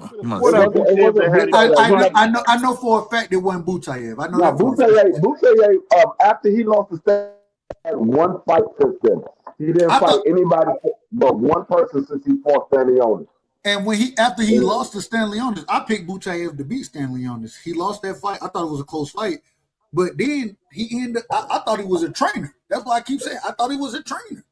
I seen him train guys afterward. I didn't even know he was still an active fighter until then. No. Yeah, I know for sure it wasn't no Butayev because he only had one fight since he fought Stanley Onis. This is only his second fight since he fought Stanley Onis. Yeah. Hey. And even the last fight, it was overseas somewhere. I don't even know where it was in Russia. Okay, it was in Russia. Has anybody found out where Boots Ennis is hiding at? It wasn't Quavars, was it? Yeah, you might be talking about Quavars. Quavars didn't. Quavars didn't drop Junior. He didn't drop Junior. No, it got to be Santillan. Yeah, Santillan, I'm telling you. Santillan didn't drop Junior either. Who did it? Somebody dropped him though. Boca Chica dropped him. Oh, okay. Boca Chica did. But that ended up being a no contest. Yeah. Why didn't they make it a no contest? Because they end up headbutts, and if it's not to the fourth round, then once you have head clashes, a cut get open, that type of thing, then they can call it off and it end up being a no contest. That's what happened in that fight. Let me ask you this real quick, Doug. What is that under Teo's eyes? Is that all scar tissue? Man, you know better than I do. Hey, I know I can't be a part of the interview. Call Uncle Stitch, man. Ask Uncle Stitch about that one. I've never seen that, man. Like where somebody, if you touch his eyes, they just blow up, man, like balloons. Well, that wasn't under his eye. He was over. He was leaking from the eyelid. He was leaking from his eyelid. Now, his scar tissue on his eyelid. That is scar tissue. He's been cut in that eye multiple times. I think like three fights. He's been cut over that same It's eye. like his eyes always blow up. That's the one thing I never understand about Teo. Them eyes blow up like a Muppet every time. But see, that's the problem with boxing. When you done boxed enough in your life, and you got headgear, those type of things. But man, once you get cut, it's so hard. And you get cut one time, and then you get cut again in the same spot. It's so hard to stop that. Like we watched El Rayo. El Rayo get cut. He get, and I don't know why it's the right eye. I don't know why, but he get cut over that right eye on a regular basis. We watched that man. He was leaking. He had blood coming down his chest. It got so bad at one point in time. No, I'm telling the truth. And so that scar tissue, man, it's dangerous to deal with because trying to understand and how to deal with it. Once you get cut in a certain spot, then regardless of how long it's been, it's I don't know what's the right word to use here, but we've seen cuts that same cut open back up during fights with multiple guys, right? It's hard to, man, that scar tissue is dangerous. I'm gonna do a video on this, but I want to ask you guys something. So Anthony Joshua, the driver that unfortunately caused that horrific accident, was fired 16 months prior by a previous British businessman. Do you think that was like maybe a setup? What happened with AJ, or you think that was a coincidence? Hold on, say that again.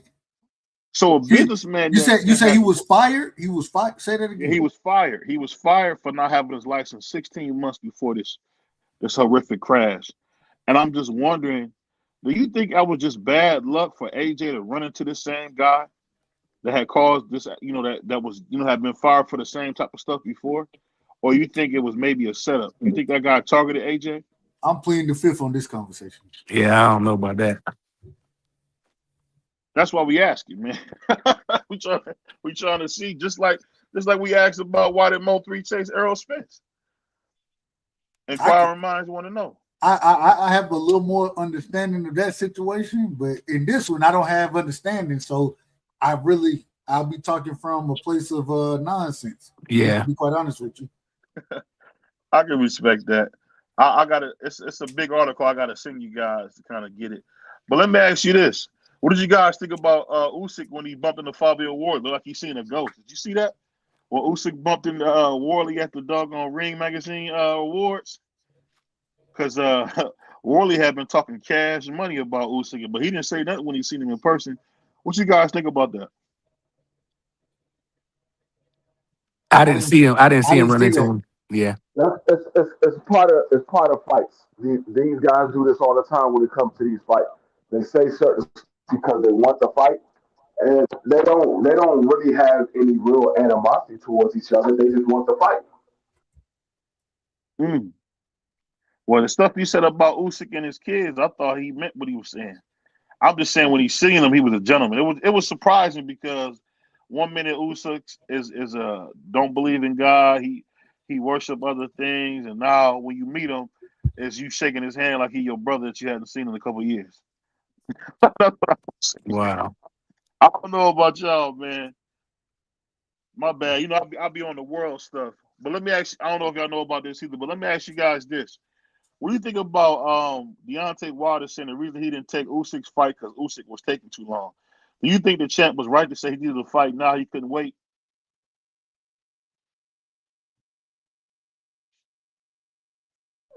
Say that one more time. Deontay Wilder said the reason he didn't take the Usyk fight was because Team Usyk was taking too long. And he said he was ready to get in the ring now. He didn't want to wait. Is that a good excuse for Deontay Wilder ducking Usyk? I wouldn't say it's a good excuse, but I would say if the man is ready to fight now and he wants to stay active, hey, I can't argue with him. It's not like he's a mandatory fighter for Usyk. It was a voluntary fight. It was up to Usyk to make that fight happen. So if he said these people are dragging their feet, I'm trying to stay active, I can't be mad at him. So you agree with him just mixing the whole fight? It's not a guarantee that it's off the table now. Usyk could still say he want that fight. He's gonna get another fight in between because Wilder got another fight in between. Look to my brother TD. I think he's gonna be fighting Andy Cruz. Do you think him and Andy Cruz that's a real fight? I think he'll stop Andy Cruz. Who that? Usyk. Hold on, you said Andy Cruz and Usyk? Nah, he didn't mean that. Andy Cruz. You mean Andy Ruiz? Andy Ruiz, yeah. Andy Ruiz. Sorry, why did I say Cruz? I said Cruz. I meant Ruiz. My bad. Andy Ruiz. My bad. Yeah, Some Spanish. We were confused. My bad. Respect. Andy Ruiz Jr. So him and Manny said that they want to fight Usyk next.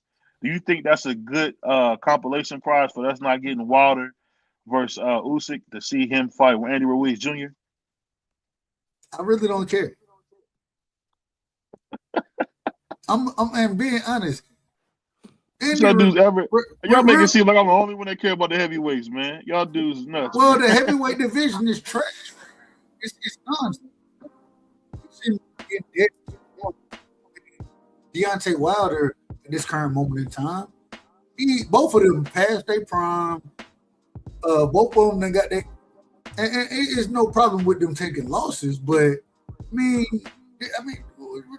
what you want from them? I don't. It's not. I'm gonna watch it, but I'm not really interested in it. It's not interesting because Derek Chisora. I mean, what?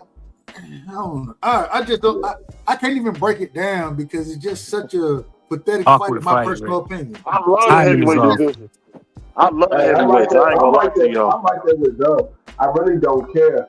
But the last time we saw Andy Ruiz in the ring, get draw against daggone Big Baby Baby. Miller.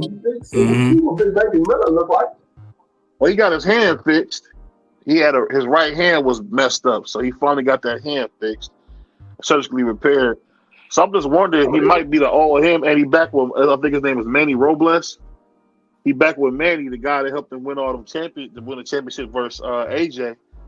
I don't know. I guess I'm just confused on why Wilder is ducking and making excuses. I just don't understand why he would waste Usyk's time like this. And you seem like you guys are kind of cool with it.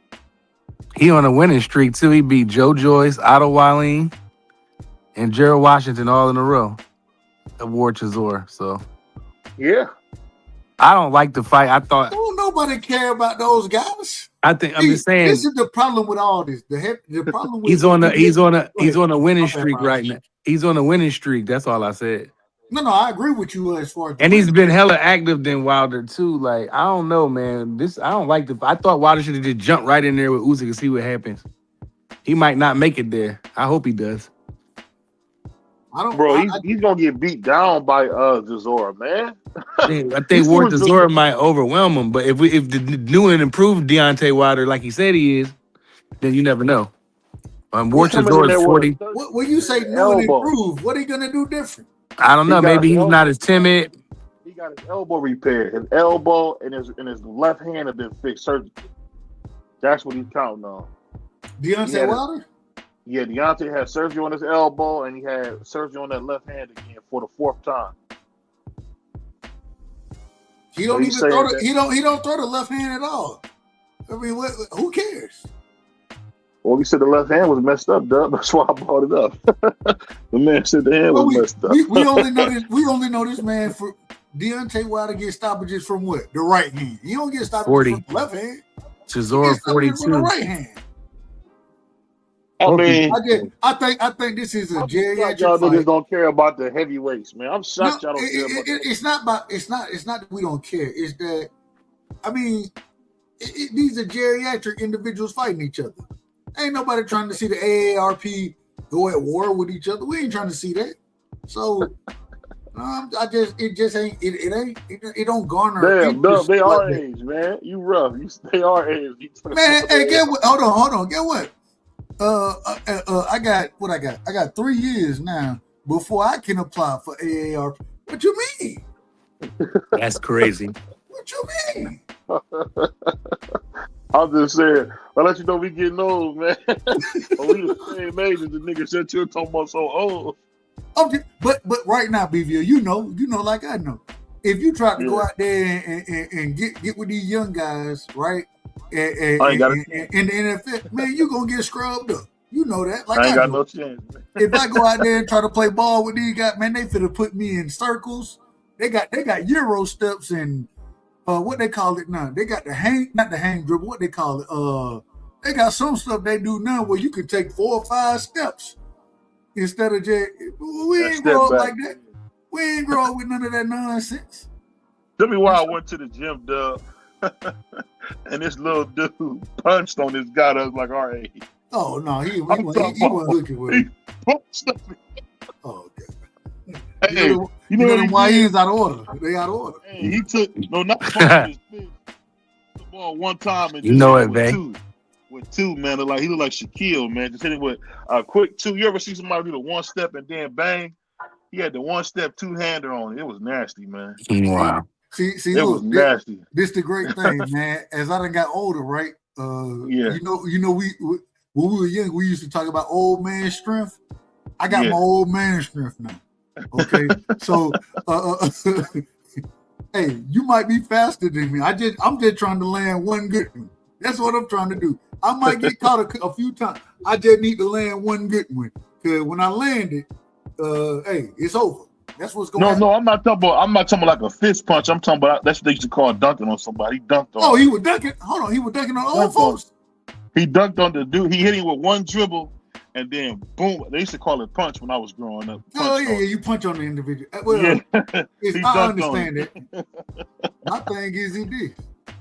It was nasty, man. That's why your old ass shouldn't be in the gym anyway. Look, matter of fact, what you should do, you know what I do now? This is the truth.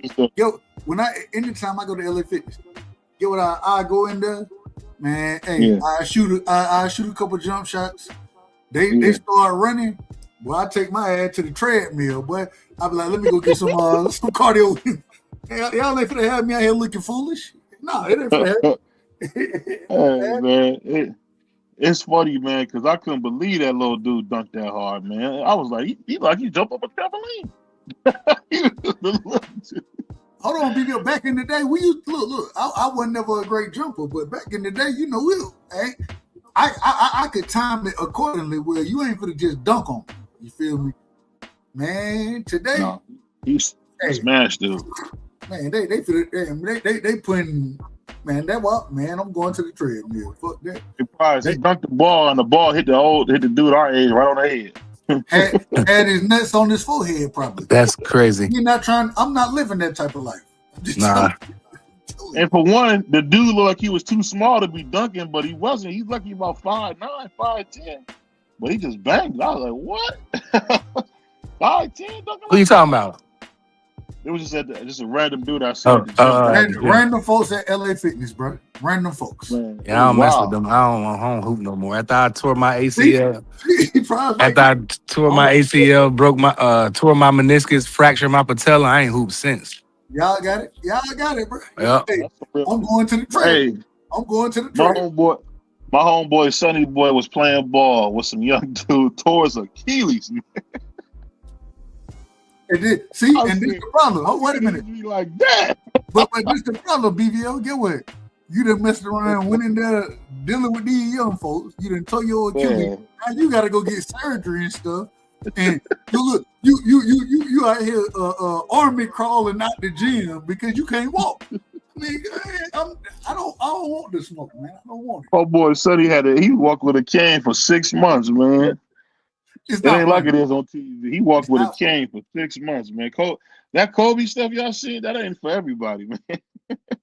My homeboy was jacked up when he tore the ACL. And Kobe went up there and he shot his free throws with a torn ACL. Yeah, I got carried off the field. I got carried off the court. I fractured my patella, ACL, MCL, and my meniscus. I blew my whole left leg out. His wife was so pissed, man. That was the part that was funny. His wife was so pissed because he work at Goodyear, so he be flipping tires. You know, he make a lot of money doing that, and he had to be off that. Ooh, he had to be on light duty. You know, light duty, you don't make that same paycheck on no light duty.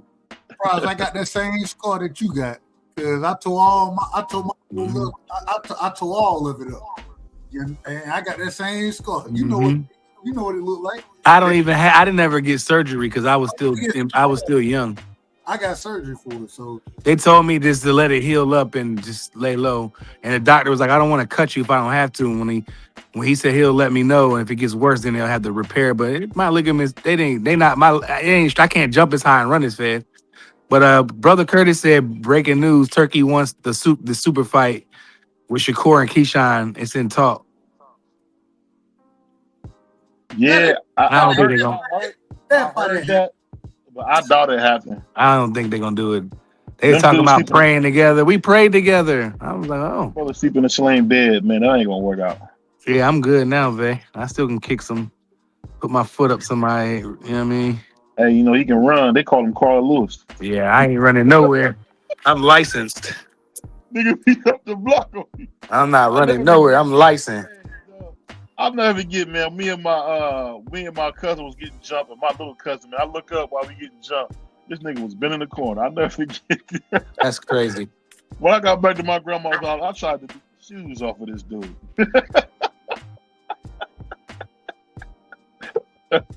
Hey, my grandma said, "Get the hose. That's enough." I don't know what it is about old people, man. When they see kids fight, they're gonna hit you with the hose, man. Yeah, that's wild though. But let me ask you this, man, before we get out of here. Who you got? Triple D versus Caballero. They saying this fight gonna be made possibly in March. Who you think gonna win that fight? You said Triple D and Caballero? Yeah. I might have to probably go with I had to go with Caballero. You know, Triple D done been around the block a couple times. He done got melted. You know what I mean? So, and Caballero body work is crazy. So I think that with But Triple D can hurt him early, though. You know what I mean? If he can hurt him early, then that's different. But the longer the fight goes on, the worse it get for Daniel. Triple D is back with Don Charles too, right? He can be wherever he can be wherever he wants. Yeah, I think if Caballero can't stop those jabs and block the big right hand from Triple D, I don't know if Caballero make it out of that fight. That man was taking punches to the face the last time I seen him in the ring. I don't know if he can make it out. That first round for me and you was going crazy how he was getting painted with right hands. So, I mean, yeah, I know Caballero got a vicious body attack, but he's going to pay the cost to get to the body. And Triple D can punch. He definitely can punch. So I would favor Caballero, but I'm not going to be surprised if Triple D stop that man. Free, let me ask you one question. In your opinion, who got better punching power? Daniel Dubois or Big Bang? Who got better punching power in your opinion? Daniel Dubois or Big Bang? Yeah, Big Bang saying. I would say Daniel Dubois. You would say Daniel Dubois got better punching power than Big Bang? Yeah. Amazing. Okay. And because you said that, I understand where you're coming from now. I got it. I'm kind of on the opposite side of it. I don't think that Daniel Dubois has concussive power. I think that he has a good punching power, but I don't think it's concussive. I don't think that he has the skill set of somebody like a Caballero, and I ain't even gonna lie to you. I don't know if he landed that big shot. I don't know if he landed. If he does, well, go tell AJ that, because he hit AJ with one shot and put that man out. But AJ Chin ain't what, in my opinion. This is just my opinion. Correct me. And if you think I'm wrong about it, tell me. AJ Chin ain't what Caballero chin is. We done seen Caballero get hit on the chin by multiple guys, get up and then walk them down, still in the high guard, and beat that, put hands on them. Yeah, we seen AJ. Hold on. We ain't never seen Daniel Dubois get knocked down and then recover and come back and put hands on nobody. We ain't never seen that. Yes, we did. With AJ. What are you talking about? Yeah. I forgot. Yeah, he did. AJ rocked him bad, too. AJ didn't rock that man that bad. Yes, he did. Dubois, yes, he did. He had Dubois going. Right before He almost stopped. He had Daniel Dubois on stinky leg. Yeah, he What are you did, talking for about? sure. You have to watch the fight. He was on stinky leg. He bounced back to the ropes, and AJ was moving in for the kill, and he got caught. Yes, he did. Hold on, y'all. Man on the canvas. Was he on the canvas in that fight? We got Coach in the house, man. We got Coach Pepe in the Coach. house. Just came back. Oh, who we Working got? with Sugar Ray Leonard. We can't see nothing on the board. Yo, man, put the people on the board, man. Come on, you out of order. Respect. Coach, what's going on, man? Back from training Ray Leonard, man. Look at my man, Coach.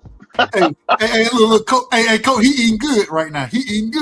Shout out to Coach, man. You on mute. He got Doritos. Got the baby's Doritos. Eating Doritos. Yep, you're right. My grandbaby Dorito. Hell of a performance. We gotta ask you the question immediately, man. You know the first question coming forward. What is it? Man, first things first, shout out to y'all. Hell of a performance. Man, I seen, man, and I love the interaction between you and Jalil in the corner. We got a chance to see that. And you said something that was brilliant in my personal opinion. You said, man, I think this was either the 8th round, 9th round, somewhere in there. I think it was the 8th, I believe.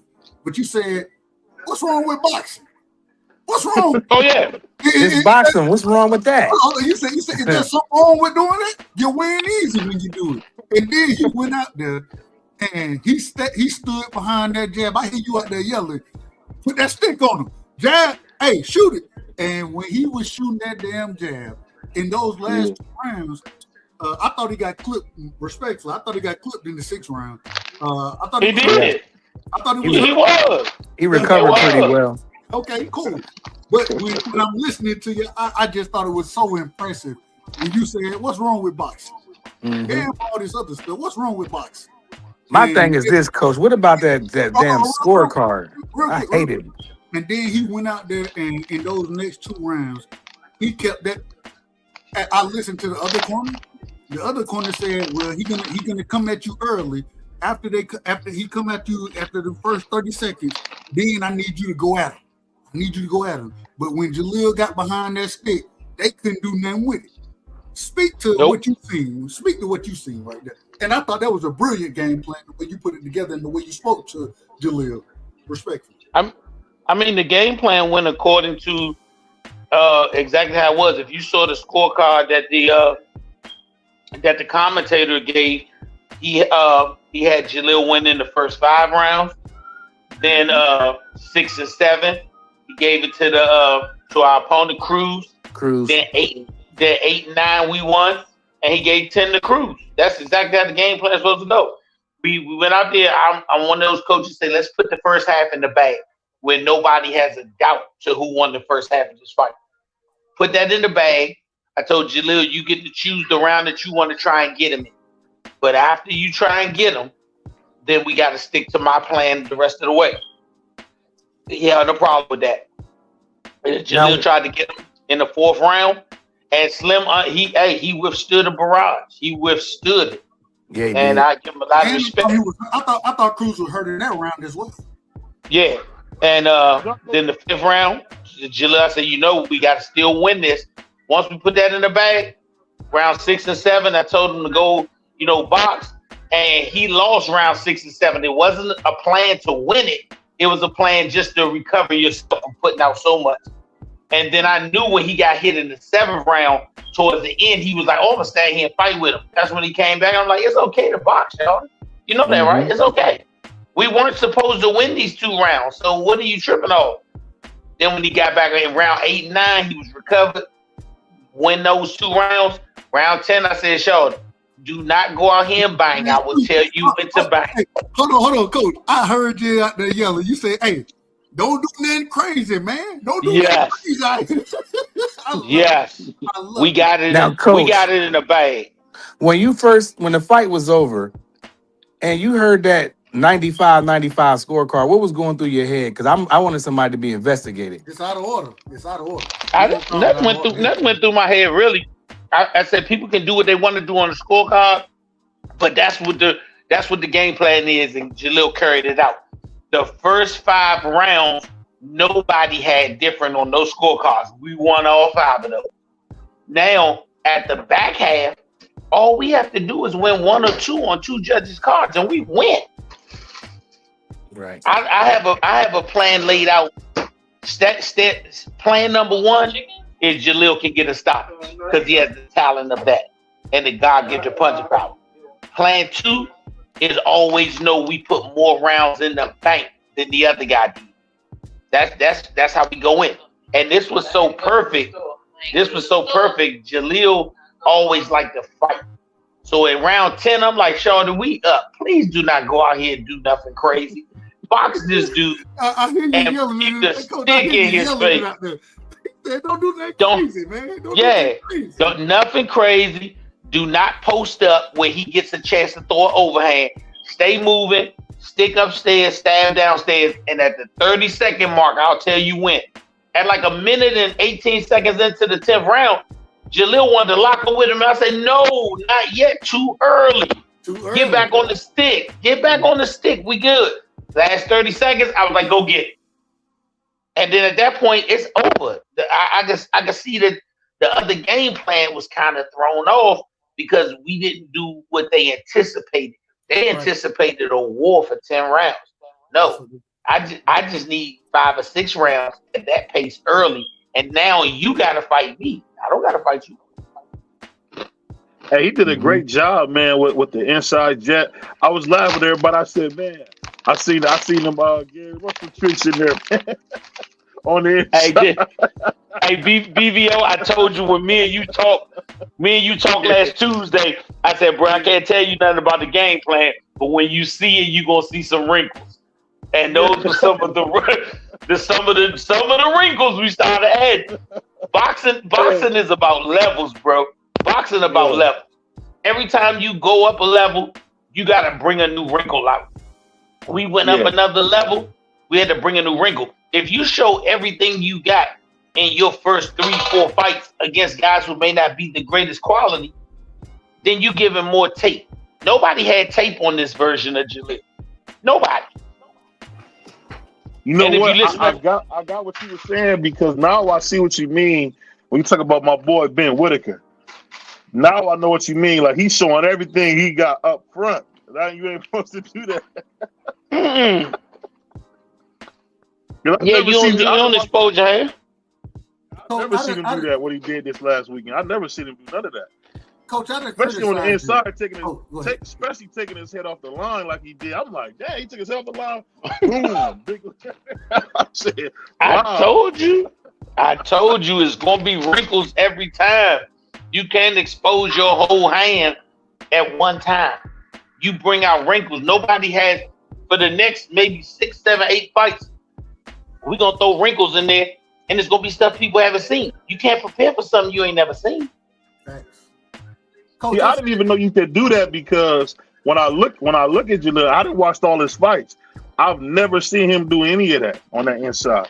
So from what I'm seeing is he got a whole inside game we don't know about. And that uppercut was landing too. The uppercuts again. I've never seen that. Yeah, he's throwing uppercuts. He found a home with them uppercuts. Coach, let me ask you. I want to ask you a question. So I've been critical of Jalil as far as his defense goes. Shout out to Jalil. I see you in the back, brother. I see him in the back. I'd have been critical of his defense. I thought that in this fight, even though he got clipped with a shot and dogged it out, you understand? I thought he showed more boxing than we've ever seen from him. Him staying behind that jab, staying true to that jab. You know what I'm saying? And I hear you yelling it. Triple it up, double it up, triple it up. And when he does that, he looks so spectacular as a fighter. As far as boxing goes, and he said after the fight, the fans come here to see. They come to. I want to give the fans what they want to come here for. I like the fight, and he even said to some degree when Max Kellerman asked him, he said, "You caught me. I like the fight more than what the fans want to see. I like the fight, and I love the dog in him, but." As boxing goes, you know, there are times where you ain't supposed to be in there just trying to dog it out. You got to use your skills. How do you sit there and, with you being the coach, you know what I'm saying? How do you maintain the understanding of, all right, if you want to be a dog, I ain't got no problem with it, but we got to do this as well. How do you balance that as the coach? I let him be himself early. I let Jalil be himself early, and if he's himself early, he's already put rounds in the bag, and then I can be myself on the back end as a coach. If you listen to the, I think it was the 7th round, Jalil was like, "Hey, Dad, keep calling stuff out. I can hear you," because he already got to do it his way. The first 5 rounds, he put pressure on. Round 4, I thought he had him, so I said, "Oh, well, here we go again. I ain't gonna get to the boxing point." But it kept going, and when he came back, he was like, "Okay, cool." And sometimes I have to remind him, "Hey, Sheldon, you got a set of boxing skills. Let's use them, woman. Let's use them." That's why I told him nothing crazy, because in his mind, he always wants to put an exclamation point on every fight. Sometimes you just got to put a smart period on it. You know, I saw that. I think it was his best performance, and I just got to give you your credit, Coach, because man, every time I think like I know something, man, Jalil put something new out the hat, man. And I usually don't follow the black fighters, but I gotta say, man, after my man got his ass whooped, BBO so far out of order, it don't even make sense no more. It don't even make sense. After what I see what Tio did, hey man. I'm gonna just say this, man. I'm not gonna pick no more fighters, man. I'm gonna just go with my man Jalil. We're gonna wait while he become the next middleweight champion because what I seen, and this is no pickle pulling, that was very reminiscent of what we seen Gary Antoine do to El Rayo. Was the boxing part. Same basic plan. You got to be able to change it up. Yeah. That was a shocker, man. I didn't know he could box. Me and Pride was like, is that a jab? Educated jab? Like yeah, he was balling. Punch placement was on there. I was just thinking that was a. Now if he do that, he could be one of the best in the world. Bro, his fights up until now, they only lasted an average of 3.5 rounds. That's because he get the first half. I don't get to do what I do to the second half. Go back to the Pete Dobson fight. He went a little past where he was supposed to go. In the Pete fight, Jalil was still trying to get it up to round 7. I was like, come on, Shard. You going past my round. Now you fucking with my round. But then when he got to my rounds, go look at the rounds. Matter of fact, go watch round 10 of the Pete Dobson fight. Go watch round 10. Jalil hit him with jabs up and down. He hit him with a triple hook. He did a lot of stuff, but people, they looked at so much in the first half that they didn't pay that attention. That 10th round, Jalil did everything I asked him to do.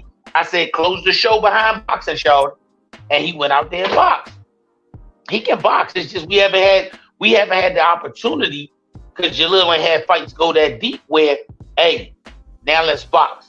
Right now, as a middleweight, Jalil has no problems. It's like 47, he was killing himself to make the weight. But as a young man, and he had ambitions to do things that he want to do, how can I stop his ambitions? We stayed there 47. With the 54, didn't get the fights that we wanted to get. And then Zuffa offered us the opportunity. And they said, hey, but we want you to be a middleweight. They were like, bet. Oh, he was like, bet. Appreciate you. Yeah, he was like, bet. I'm a middleweight now. So, you know, our whole thing this week, and there was some good fights on there. Our whole thing was just to establish and show the world that Jalil can do so many versatile things. It's just you have to be the type of opponent that makes him have to do it. Coach, you're a friend of the show, right? So, you know, we talk all the time, and you know I'm gonna be out of order anyway. You know how I am. It is be yourself, bro. You know how I am. I want to ask this. Xander Zayas, he unified this weekend, right? And we done spoke many times as far as Jalil and Xander getting in the ring. I know y'all respect them. Yeah. With him becoming unified now, and I thought, you know, I ain't got no problem with. We was pushing for y'all to fight Xander, respectfully. We was pushing for that, but I ain't got no problem with him fighting the boss. He a champion, no problem. Do you see y'all still, with y'all now being middleweights, true middleweights, right? Not because, you know, not super welter, you know what I'm saying, 154. True middleweights now. Do you still see that fight happening for the titles, or do you think that y'all just gonna make y'all, hey, we gonna dig it here, we gonna dig it up, and we gonna revitalize the 160 division right now? Man, that's an excellent question, though. No joke. You know, I usually give you a fit about some of your questions, but that was excellent. Let me tell you this. Whether that's for a belt or not, like I told BVO, Xander could have lost, and it still wouldn't have changed my opinion. Xander is a hell of a young fighter. He's of Jalil's generation. Now we're in front of you at 60. That fight is such a good fight. It doesn't have to be a belt on the line for it. It doesn't have to be. I think Xander, I hope everything works out for him so that he can get his opportunity to become undisputed. The only person I think is standing in his way right now is Sebastian Fundora. And Fundora he's a big project. Boots will mess him up, man. I'm just telling you. Boots will mess Xander up. No, listen what? Once again, me and you got to argue. Did you hear what I said? I heard you. Boots doesn't stand in Xander's way of becoming undisputed because Boots He ain't got no title. He ain't got no title. I understand. Right. Yeah. So he needs 2 fights to become undisputed. And the way that Top Rank is doing it, it looked like his next fight gonna be for the 3rd belt. He get the 3rd belt. Yeah, and then if he get all three, PBC and Top Rank put that together, show to become undisputed. I think they smart enough over there to where if he become undisputed, he vacates and move up to 60. They're trying to make a superstar. Hold on, Doug. Before you go, hold on, Doug. I want to get D free in here. I'll just say this though, Coach. The thing that got me was if y'all fighting like that, y'all would knock Xander's ass out. I told you we'd knock him out. It's no. You think we gonna go in there and just fight him the same way? Come on, man. We ain't had to go in the bag. Sure, they had to. But once again, ye with little faith. I say that because even with lack of knowledge, you still keep letting them rock you on Sunday. Go ahead, D free. Yeah. Nah, I mean, a great performance by Jalil. I was scoring the fight, and I had Jalil only losing one round. I don't know what that judge saw that's had it a draw. I'm still trying to figure out how you gave Cruz more than 3 rounds. I say, okay, I don't know. You could have gave him 6 and maybe 7, because I gave him 6. I think Jalil took the 6th round off a little bit, and then I said, okay, maybe 7. I still scored it for Jalil, but I see a lot of people say they gave the 7th round to Cruz. And I said, okay, I could see you gave that round to Cruz because it was a swing round. But to say that it was a draw, I'm like, man, what was the judge watching? Hey, bro, look here. I'm like a defense attorney. All I need is 2 out of 3. The other side need all 3. I ain't worried about it. That's why we played the game we played the way we did. I knew 6 and 7. I know it's crazy when people hear this. 6 and 7 were the rounds that we were regrouping ourselves. So I didn't need him to win. I just didn't need him to stand there and do stupidest things. Box behind the jab, get your air. 8 and 9. I said, Jalil, we gotta win 8 and 9. Boxing though, not make it competitive. And then round 10, I didn't plan on winning round 10. I'll be honest with you. I knew we lost 6, 7, and 10. And then by my math, I thought y'all won 10. Hey, look, I said I didn't. I didn't even need the scorecards on individual joints. All I knew is all 3 people had one part correct. The first 5. The first 5 they all agreed on. Round number 6 they didn't agree on. Number 7, that was it. 2 out of 3 agreed on it. We was done. Put this in the book. And then we at 6, yeah, because he spent 4 and 5 trying to get him out of there. He threw a lot of punches. Yeah. That's what I was wondering. Yeah, he tried to get him out of there. So when he came back, I had to say, hey, Shaw, that ain't my round. Don't cheat me. Don't steal from me. When you had the dice, I let you roll them. Now it's my turn to roll the dice. Let me see you boss. Let me see you boss. I was happy. Hey, I like that. I was seeing what I seen last night, and Free said it best. He should do that the whole fight. He should do that the whole fight. But hey, let me ask you. Okay. No, go ahead. Go ahead. Ask me.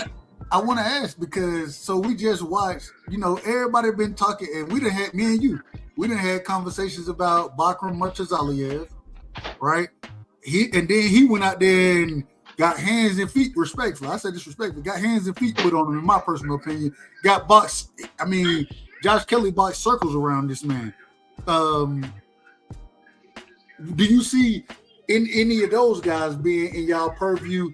Because they're going to be moving up at some point in time. So, do you see those guys in y'all purview, either Josh Kelly or Murtazaliev, any of those guys? I can see Murtazaliev, and the reason I say that is because even though he's a little older, he don't have a lot of fights, so that kind of make it where he can split the time. He's of our generation. Kelly, I think if Kelly move up, he's looking for that big fight against established names. But I think in all honesty, the fights I'm looking for is against some of the guys that are of our generation. Like Xander, I'm telling you, with or without a belt, Jalil and Xander at 160 is a bond burner. I think they would go at it for however long it lasts. Because I know from watching Xander in the amateurs, he still got stuff that he ain't brought to the table. he know we got stuff because we all been in the amateurs at the same time. It's a different feeling when it's somebody that kind of seen you win and lose. Ain't no 500 and 0 amateurs. We done seen each other win and lose. So it's like I think a different situation. He's not in awe of us. We're not in awe of him. Like Jalil and Xander are both in awe of Bud Crawford. If they fight Bud Crawford first, they got to get over the fact that they fight Bud Crawford. But when they fight each other, they don't have to get over that. They look forward to that. That'll be with or without a belt. That's fireworks. I look at the ring top 10. There's some good fighters in the ring top 10. That's young. The middleweight division in the next 12 months, that's gonna be the hottest division outside of possibly 147, depending on how many of them guys move up. But that's gonna be the hot division. 140 if everything stayed the same, and 160. They're gonna be the hot divisions. But the problem is like you just said, Coach. Right now, 40 is hot, 54 is hot, but these guys are moving up. Right, everybody is looking to move up to the next division. So right now we're saying that 47, the welterweight division is weak. That's what we're saying right now. We're saying that 60 is weak, but all these guys are gonna look to move up at some point in time. And if we're saying that 40 and 54 are the hottest divisions, in my personal opinion, this current moment in time, that means that sooner or later, 47 and 60 gonna be the hottest divisions. That's what it seemed like. Let me ask you this though, Coach. Hey, I'm gonna tell you. Go ahead. No, I was saying you go ahead. You brought Quincy up. What you think about him having a hard time getting fights against other prospects at 47? Did you expect this? They said it's a hard time to get Quincy fights. Quincy's a qualified, quality young fighter who has a lot of experience. To me, the thing is not being able to get him to fights. I think the issue is more of, are they willing to put the money up to get those fights? And if they're not willing to put the money up, are they willing to let Quincy take the chances you got to take in order to get those fights? Because sometimes when you can't get a fight, sometimes you got to get in water that's over your head. When we couldn't get the fights that we thought we should get coming up, Jalil had to go in a deeper water. That's when we fought Pete Dobson. Jalil had, I think, 6 or 7 fights when he fought Pete Dobson. But we weren't getting what we wanted, so we had to go up. You got to take that chance. Like I tell you all the time, every fighter that's on the planet at the top of the food chain at one time had to be the B side. It don't matter who your promoter is, you had to be the B side. Yeah, I was just shocked. I was just shocked to see him and I've been watching him close. I mean, it's like, man, I feel bad. Everybody they try to fight, they say that they they don't want to fight him. I'm like, they want him to fight a bunch of old guys like you guys did. Is that a good thing or bad for a fighter? Man, them dudes tough, man.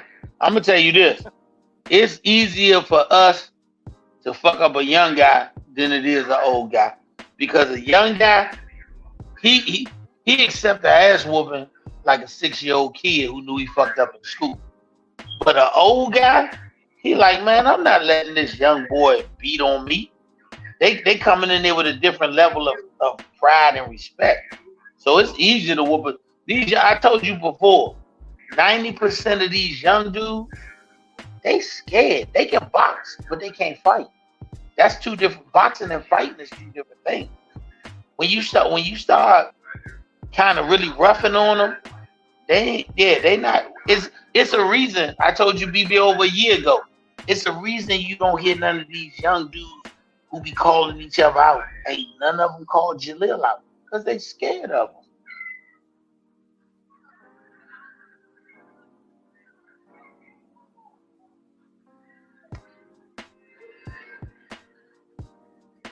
BVO.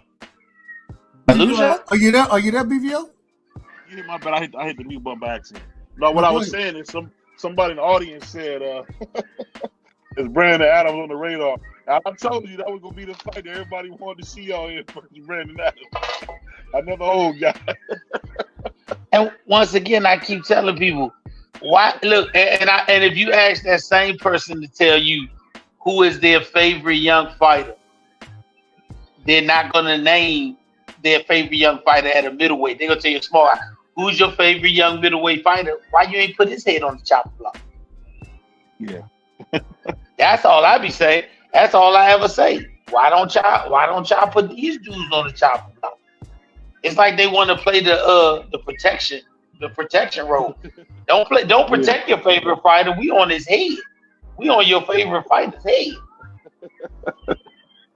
Hey, I got to give you a lot of credit for what you're doing, man. And the coaching was good. And what I seen with the wrinkles, hey, BBO was wrong. I've been eating crow all week, man. I feel like I'm about to throw up, man. I've been eating crow all week. What you did, I didn't know Jalil could do that. And then we just seen Teal get beat dead. So, Hey, coach. Most folks don't know shit about. Most folks don't know shit about boxing anyway. So hey, we can't blame the brother. We can't blame them. We can't blame them. Hey man, if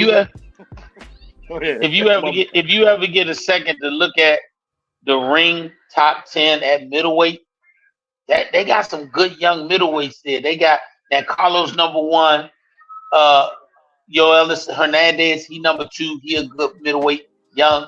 Islandi Law, Conor Ben, but then you got Troy Isley, Estonius Ole, Aaron McKenna, Austin Williams, Chris Eubanks, and you know my guy I always tell you, Jesus Ramos Jr. Yeah. You got young names there. Now it's a weak division. People just don't know the fighters by name yet. But that's a good division. I would never fight Ramos. I know y'all gonna fight him, but I would never fight Ramos. Why not? Because the nigga's too much. He's too much. For who? Because for who? Not for nobody. But I seen him take life out of Lubin. That Lubin Ramos fight, that's why Lubin look like he do now, half dead, because Ramos took something out of him, man. Ramos took something out of him. Ramos beat him, in my opinion. I do say he beat him. I agree. But Charlo took the piece out of him. That was too early of a fight. When Charlo knocked him out, that took the piece out. Do y'all look at Charlo as an opponent? Oh, go ahead, BBL. That early you thought when he knocked him out? How? Go look at fights after that and tell me he was the same hammer. He went from being a hammer to a hell of a motherfucking boxer counterpuncher. Yeah, you're right. Because he was beating niggas dead. My bad. Go ahead, Doug. You're right. When we talk about Charlo, me personally, I didn't see, and shout out to Jamel, Jamel, not Jamal. Jamal, anyways, that's a whole nother story. But Jamel, he said he coming back. Do y'all look at him as a possible opponent? Nope. Soon, do y'all think y'all can get that fight with Jamel at 160, not 40, not 54? Because I don't think he really want to smoke at 54. In my opinion, that's just my opinion. I could be wrong about it, but do y'all look at him as a possible opponent soon? Nope. See, he too old. He gonna duck you. He nah. You don't think he ain't ducking? Let me tell you,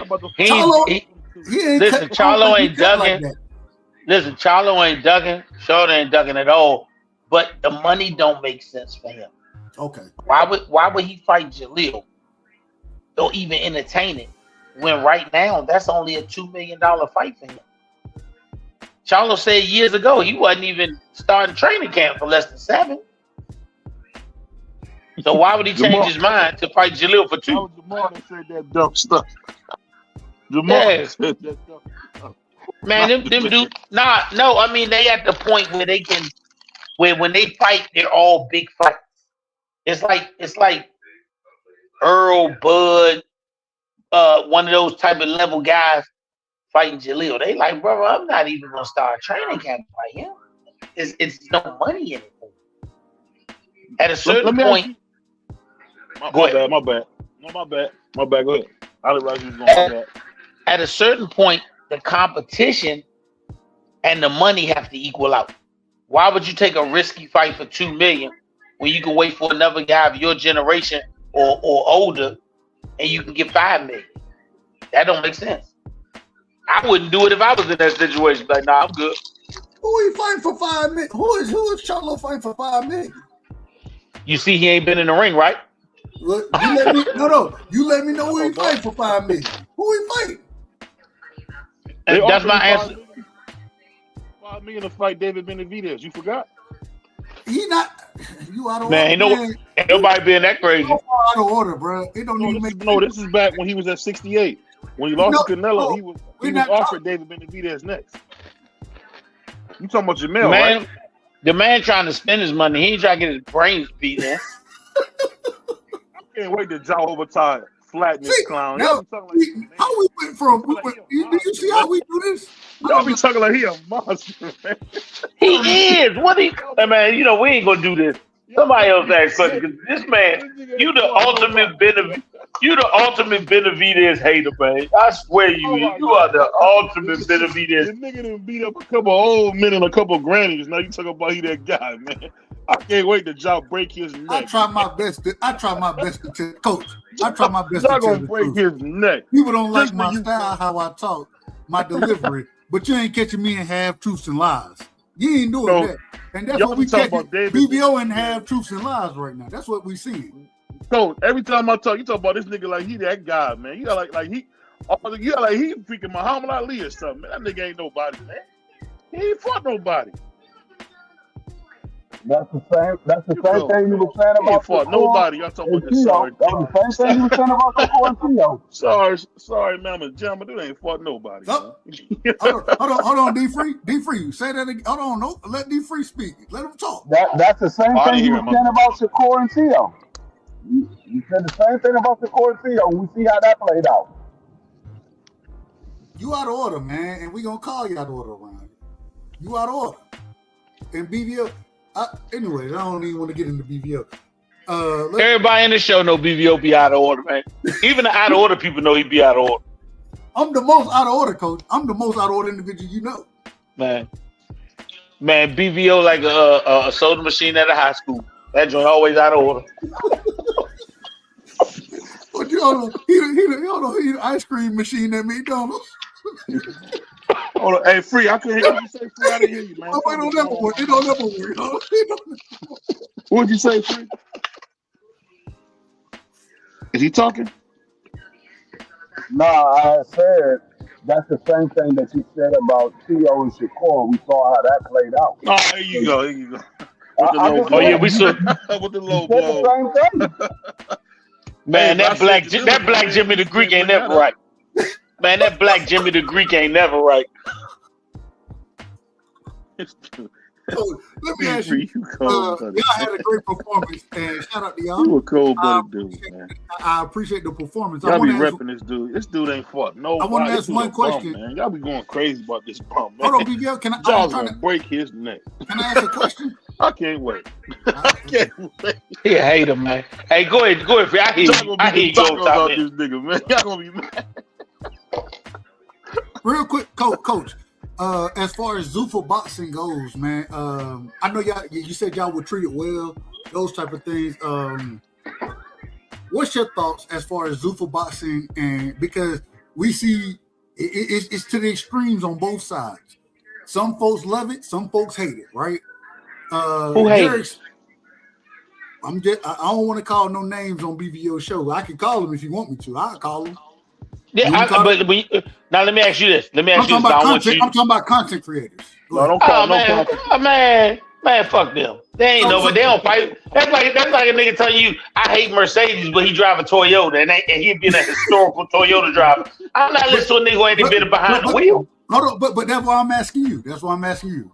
What's y'all experience over there with Zuffa? And have they gave y'all any type of understanding of what to look forward to or anything like that? What's your experience with Zuffa right now? Man, everything about them people is first class, is grade A, top shelf. And I can say from being with other promoters, not to down no other promoter, but the stuff that Zuffa is doing, it's at the high level for everybody, not their select guys who they want to feel like they at the high level. Everybody got great treatment. All of the Zuffa fighters can use the performance center. All of the Zuffa fighters can use any of the facilities. All the Zuffa fighters can get supplements. And everything I just said, and if you get injured while you're in camp or anything, they got healthcare covering you.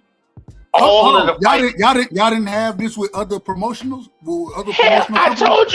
I told you before, them promoters don't give you no health coverage.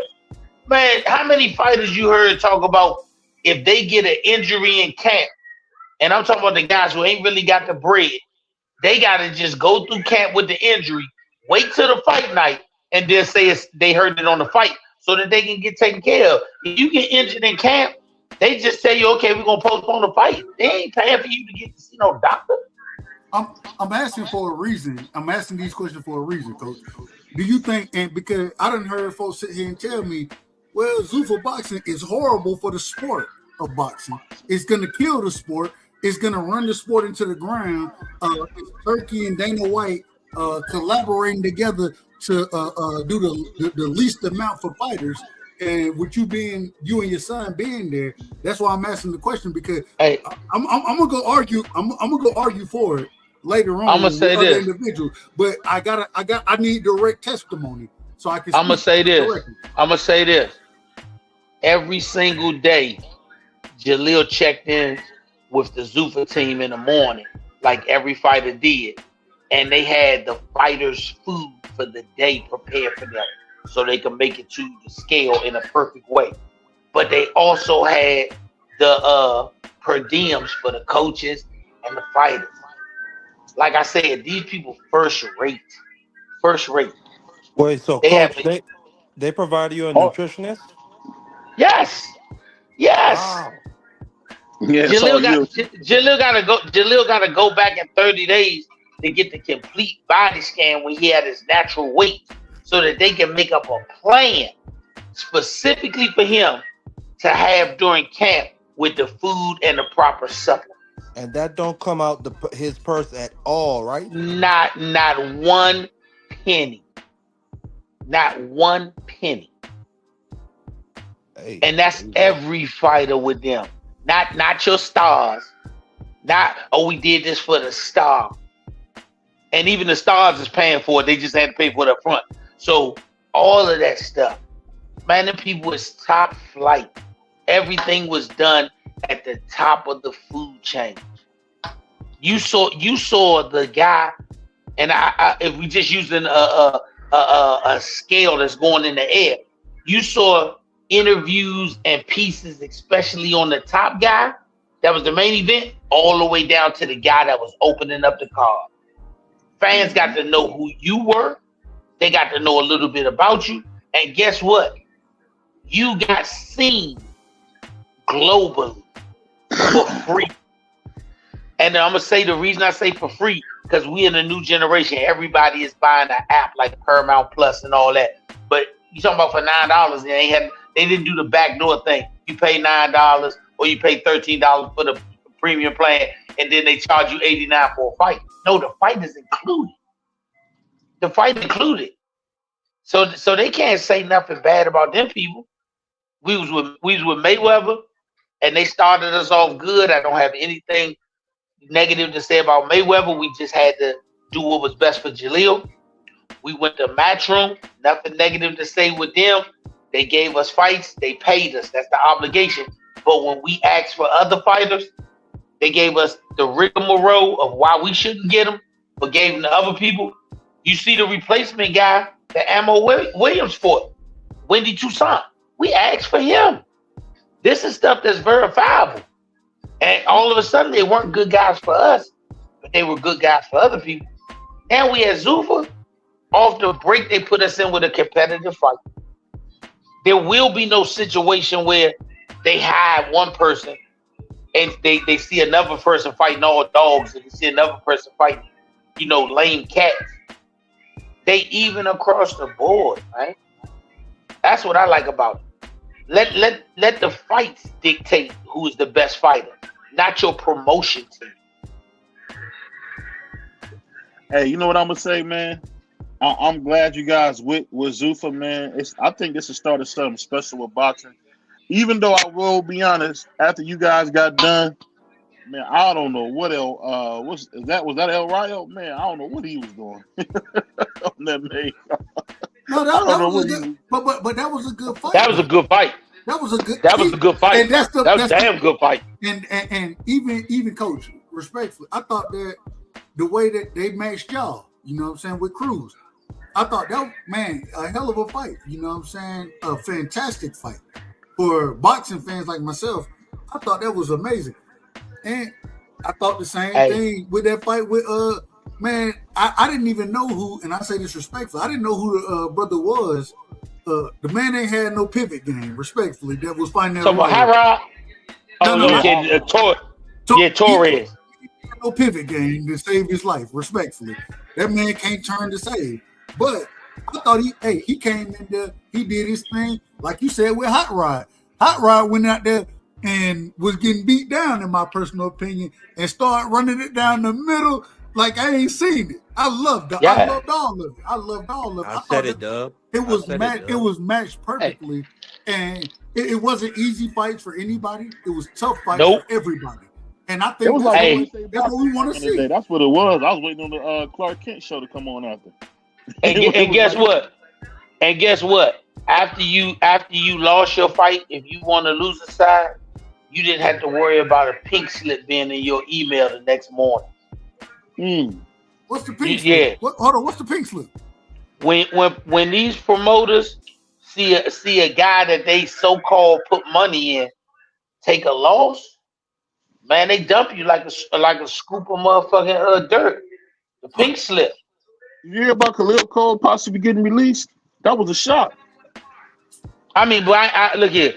I don't talk about that situation because you got to remember when you miss weight, when you do some stuff to yourself, then you can't use that as your defense. But when you look at Subriel Matisse, his first title defense in Puerto Rico, he lost. Natural dropped that nigga. Yeah, Dana White don't like goofies. Yeah, man. Dana White say if you fight, you good. Dana White say if you fight, you good. You go out there and lay an egg, brother, don't nobody want you.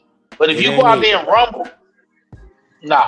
You ain't just that. He don't like guys that's not professional. I mean, it's people that if he feel like you messing up his event, like I remember one young lady, they were trying to have her fight Valentina Shevchenko for like almost a year and a half because she won the Ultimate Fighter and she was like wasn't ready for champion. Yeah, she wasn't ready for that shit. She missed weight twice. Yeah, exactly. And she had to go to the hospital and Dana White just cut her. Like he threw her in the garbage. That's the type but of guy that's something you did. That's something you did to yourself, though. Dana didn't do that to you. You did that to yourself. When you sign a contract, that's harsh, code. Like you don't. When you say, listen, look, but if you're not ready, stop becoming champions if you ain't ready to defend titles. That's my thing. Don't do that then. But when you do that, you miss weight, man. If Jalil win a middleweight title, the one thing I don't want to hear nobody say is, man, they should slow down. He a young champion. Give him time to develop. What you mean? How do you develop into a champion when you got the belt? You got to defend that motherfucker. Ain't no development. Yeah. Yeah, when you attain to the throne, that's why they say heavy is the head that wears the crown. Because all the weight is on you. Talking about let's develop. Let's develop. How do you develop a dude that's the champion? Sanders didn't develop. Shout out to him. Shorter went straight into a motherfucking unification fight. Coach. No, they bumped that nigga up from like 16. They babied him. No, listen to what I'm saying. BVO. Yeah. If you get a kid and he's 15, 16, you have all the way until you put him in a title fight to baby him. Then when he wins a title, ain't no more babying. You gotta fight the next man up. And Xander fought the next man up. He fought another champion. He unified. Mason is another one. Mason, a bad young boy. He'll fight anybody. But Top Rank let's see. Let's let him mature. You didn't let him hold the belt 24 hours. We don't let nobody else hold the 24 hours. We talking about who we want to see fight. If Jalil win a belt, the only thing about that kind of sucks with Abdullah. My bad interrupt. is that he had a fight for Cleveland, but he's not known very well here. So now they're trying to kind of regroup. So I think his next fight is going to be a tough one. It's not going to be an easy one like he was trying to get. He's going to probably have to fight a month. Like I said, when you become a champion, you got to do what champions do. Who want to see Abdullah Mason against a soft touch? We don't want to see that. We want to see it was a homecoming. They want to give him a soft touch. What the hell that mean? What the hell that mean? Go ahead, coach. Go ahead, coach. Man, he did. Man, what are you talking about? He never fought there. He been living there before he got to this point. Somebody saw him in the amateurs. Man, when you look here, he never fought no fight here. Coach, but I'm out of order, coach. So you think if you fight at home for the first time as a champion, you deserve to get a dude that's coming in on ice skates and slipped on the banana peel? Usually. See, that's what BVO believe. And once again, that's what's making these people different, man. Like I said, you gonna get a lot of fighters. Just keep watching. That you can be like, damn, Zuffa taking over. And D, I'm gonna tell you this. If you got somebody, like I said, I'm gonna use the same thing. If you got somebody telling you that the Mercedes-Benz S600 AMG is not the car that they thought it would be, and you could compare that to a Toyota Crown, ask him, has he driven a S600 AMG? He gonna say no, but I heard. Toyota. He gonna say no, but I heard. I rode in one time. I rode with somebody. All these internet dudes, they trying to get a hold of contracts. They trying to do this. They trying to do that because they don't know. They don't know. They only know what they hear. They only know what the propaganda is that they're told to spew. They don't know. If you tell if 100 people is running to the left and you know 60 of the 100 people by name, and you say, well, I'm going to the right. Why are you going to the right? Because I heard, but you see them going the other way. At least investigate. That's the problem. These dudes been spoon-fed for so long by certain people, certain groups, that they spew information based on what they told. Zuffa did everything professional and upfront with us from the day that we talked to them for the first time. And once again, if you go look at any other interviews that Dana White, especially Khan, I think it's especially Khan, he explained that. Yeah, he explained that shit with Max Kellerman so good. You can do the traditional way if you want to. That's your choice. The traditional way only deals with 10 fighters. The other 900 of y'all is just cannon fodder. Zuffa is giving you another option. I took the other option because I talked to my son and he was like, if I can't get these fights, then what, I'm gonna keep begging somebody who don't want to fight me? But if he get this Zuffa title, he's in the ring top 10. Trust me, you're gonna see a bunch of fighters make the move to Zuffa. And I told you, BVO, you was gonna see champions do it. And what are you seeing? Yeah. If it's so sweet with your promoter and you a champion, why you leaving? Diego Pacheco said, I'm a free agent. Matchroom said, no, you're not. Not till August or September. Nigga, you let this last fight go to purse beat. He's a champion. He's a champ. My thing is this. If you a top tier guy and you sign with a promoter, you sign with them to promote your fights, correct? Yeah. I understand. My thing is if you a champion or a mandatory and one of the governing bodies mandate that your fight happen, if your promoter does not actively pursue the bid for that fight and it goes to purse bid, you should automatically be allowed to be free of promotion from that promoter, or that promoter does not get any of the promotion money that you get because they didn't promote the fight and they didn't actively try because they allowed it to go to purse bid. I should be a free agent if my shit go to purse bid. Facts. Fuck am Facts. I behold? What am I beholden to you for? And you didn't promote my fight, and I'm a champion, and you let it get the purse bid. But get promoted. Man, How you and even, dudes is how you losing a even lot allow of it to money, get the man. first bid? Go ahead. I'm sorry. Dudes losing a lot of money, man. That's all I'll say. I think they just had a. I think Congratulations. they just had a He fight. got I think the they just truck had a bringing fight all that's the supposed to money go to capital purse. in. Yeah, I think they just got the WBO just ordered a fight, went to purse bid, and now the fight ain't even at the purse bid point no more.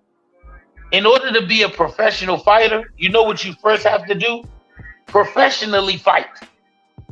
And you got to get checks that equal up to at least the minimum that the government requires you to make to pay taxes. You got champions that have been sitting for 2 years.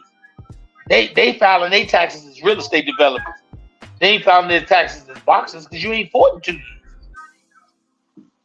Hey, I'm gonna say this. As always, Coach B dropping gems. I know you just had a long flight. How long was that flight from DC to Vegas? 5 hours. Man, that's a flight, man. I thought it was hot going here for 3 hours from here to Vegas. Wow, that's like Nah, I slept, brother. I slept, and I when I landed and I got the text, I text you back and said what time. As soon as I got home, I had to hop on with my guys. You know, I think if we all continue working together, we make things great for everybody. Like I tell people all the time, this is the only show where we really don't give a damn about not just nobody's opinion, but sticking to the status quo. Say what we feel. You like it, you like it. You don't, you don't. And get what, Coach? making videos And about me hugging we and don't crying give a with damn. Tio, We you know gonna that. talk. We gonna talk what we gonna talk regardless. And whether if I disagree with you, if I agree with you, I'm gonna tell you the truth. I ain't ducking no wreck, and I don't think anybody else on this panel is ducking wreck. You know what I'm saying? Hey, niggas been picking on me, Coach. They've been picking on me. BVO been ducking wreck. He duck all the wreck. Shout out to Sombrero. We call him we call him Sombrero anyway. So oh, Sombrero Sam. Oh, Sombrero Sam. Sombrero, man. Hey, Coach, hold on. Hey, Coach, you know what's so interesting? We got to see, and I gotta get this opinion from BVO, but he told us for months at a time if Shakur went out there, because Shakur was the biggest blackest nigga according to BVO, right? That's what he called him. He the biggest blackest nigga. But okay, but you ain't gotta remember it. We remember it. And he sat there and said that Tio was gonna put hands Tio on went this and man. found the biggest, blackest nigga he could. He said he had, that was a quote. and now all of a sudden Tio daddy don't know what he doing, and Tio ain't that good. Wait a minute. No, stand on Tio being. I never said Tio wasn't that good. You never heard me say that. I said his dad, he got to get a better trainer, and Tio got to understand that he got to work more in his craft. His athleticism won't save him. How about you just understand how to look at boxing and say that, well, Shakur is a better fighter. He's the better guy. No, just say what you are. And that's what we all sat there and You a told race you. fan. Wait a minute. This ain't got nothing to do with race. It got everything to do with boxing. You always pick the niggas. Hold on, man. Don't cut me off. Can I talk? All right, fine. Go ahead. Go ahead. He always pick the niggas. That's what he do. It's not a big deal. And you always pick against the niggas. Why is that? You always fighter, picking against the niggas. Now I don't believe you. Talk trash. Abdullah Mason, Jalil Hackett. Coach, you that man won't even let me finish my statement. You see this, Coach? I remember you used to say, man, Abdullah Mason gonna get stopped. His brother is the real talent. Now you switch it up that he got a belt. That, but you That's a shame. Nah, you're a shame. Go ahead. See, you get back to the sugarcane fields, man. You out of order, man. Man, pork and beans, boy. Get back to Cleveland. Hey, I got no pork and beans. Cleveland's a metropolis, nigga. Ain't got no pork and beans here, boy. Man, well, that Cleveland is not no metropolis. You need to cut that shit out. Hold on, Coach. They start Superman movie here, dog. What? They shot a Superman movie here. You forgot? It's a metropolis, dog. The new Superman was shot in Cleveland.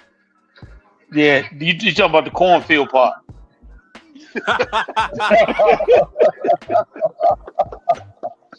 Hey, you a wild dude. Spider-Man 3 was shot. This is Cleveland, man. That's a metropolis, man. Man, y'all got Y'all get some movie shot there because y'all got enough empty buildings where they ain't gonna have nobody getting in. Hold on, Mark. They only got one building on St. Croix. They only got one building. Man, we got plenty of beautiful buildings over out 5 here. stories, man. Y'all got It's maybe a one building paradise over down here, boy. Shovel that snow, boy. this dude.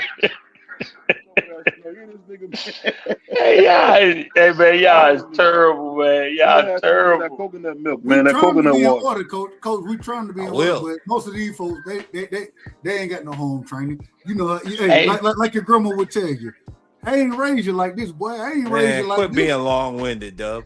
You out of order, man. I ain't saying nothing about you. You out of order. I'm just saying. Boy, y'all. Strike red lightning! Give power to my nigger sword! We got the nigger sword up here, Coach. We got the nigger sword. Only BVO. Only BVO. See, you can't tell me the nigger sword ain't out of order. That's the most out of order thing we can have. Hey man, the only reason they don't say nothing to BVO because they know he got a slight disposition that don't allow him to do things on a balanced way. They know something wrong with him, man. You speak very well and you're black. How did that happen? Coach, I gotta go, man. I gotta go, but I got one question for you. I got one last question. For you. After the performance, man, how do y'all, as far as Zuffa boxing goes, how do y'all Girly men.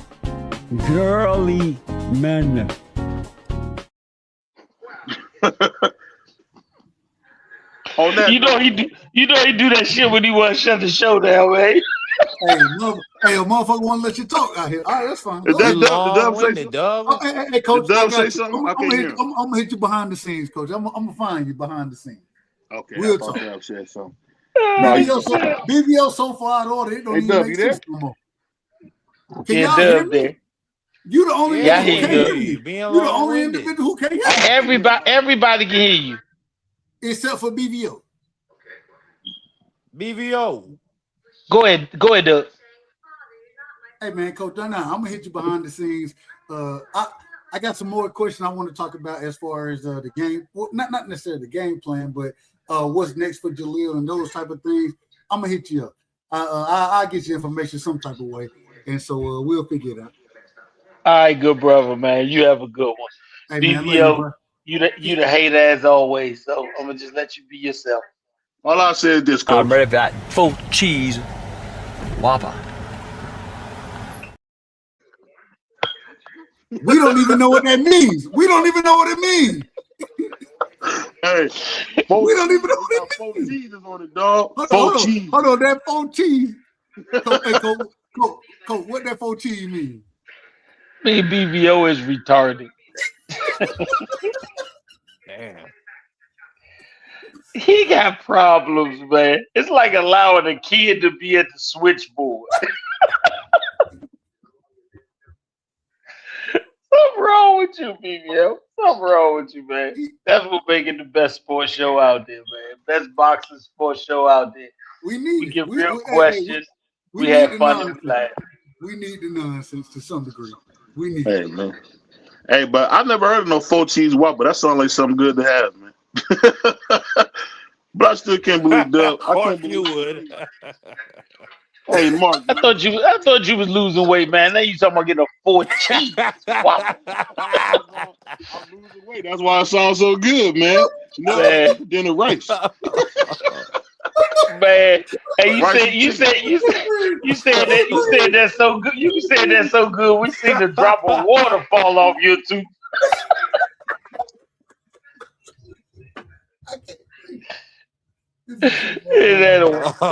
Drop of water hit the floor. This is so far out of order. This is so far. You keep dropping off the panel, bro.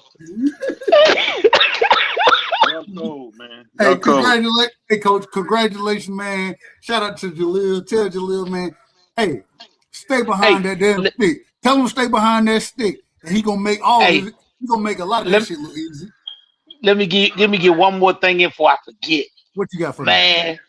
shout out to Paramount Plus Deportes. Thanks. Shout out to them because they posted a clip of Jalil's fight on their joint, and that's when I know you done started to hit the global market.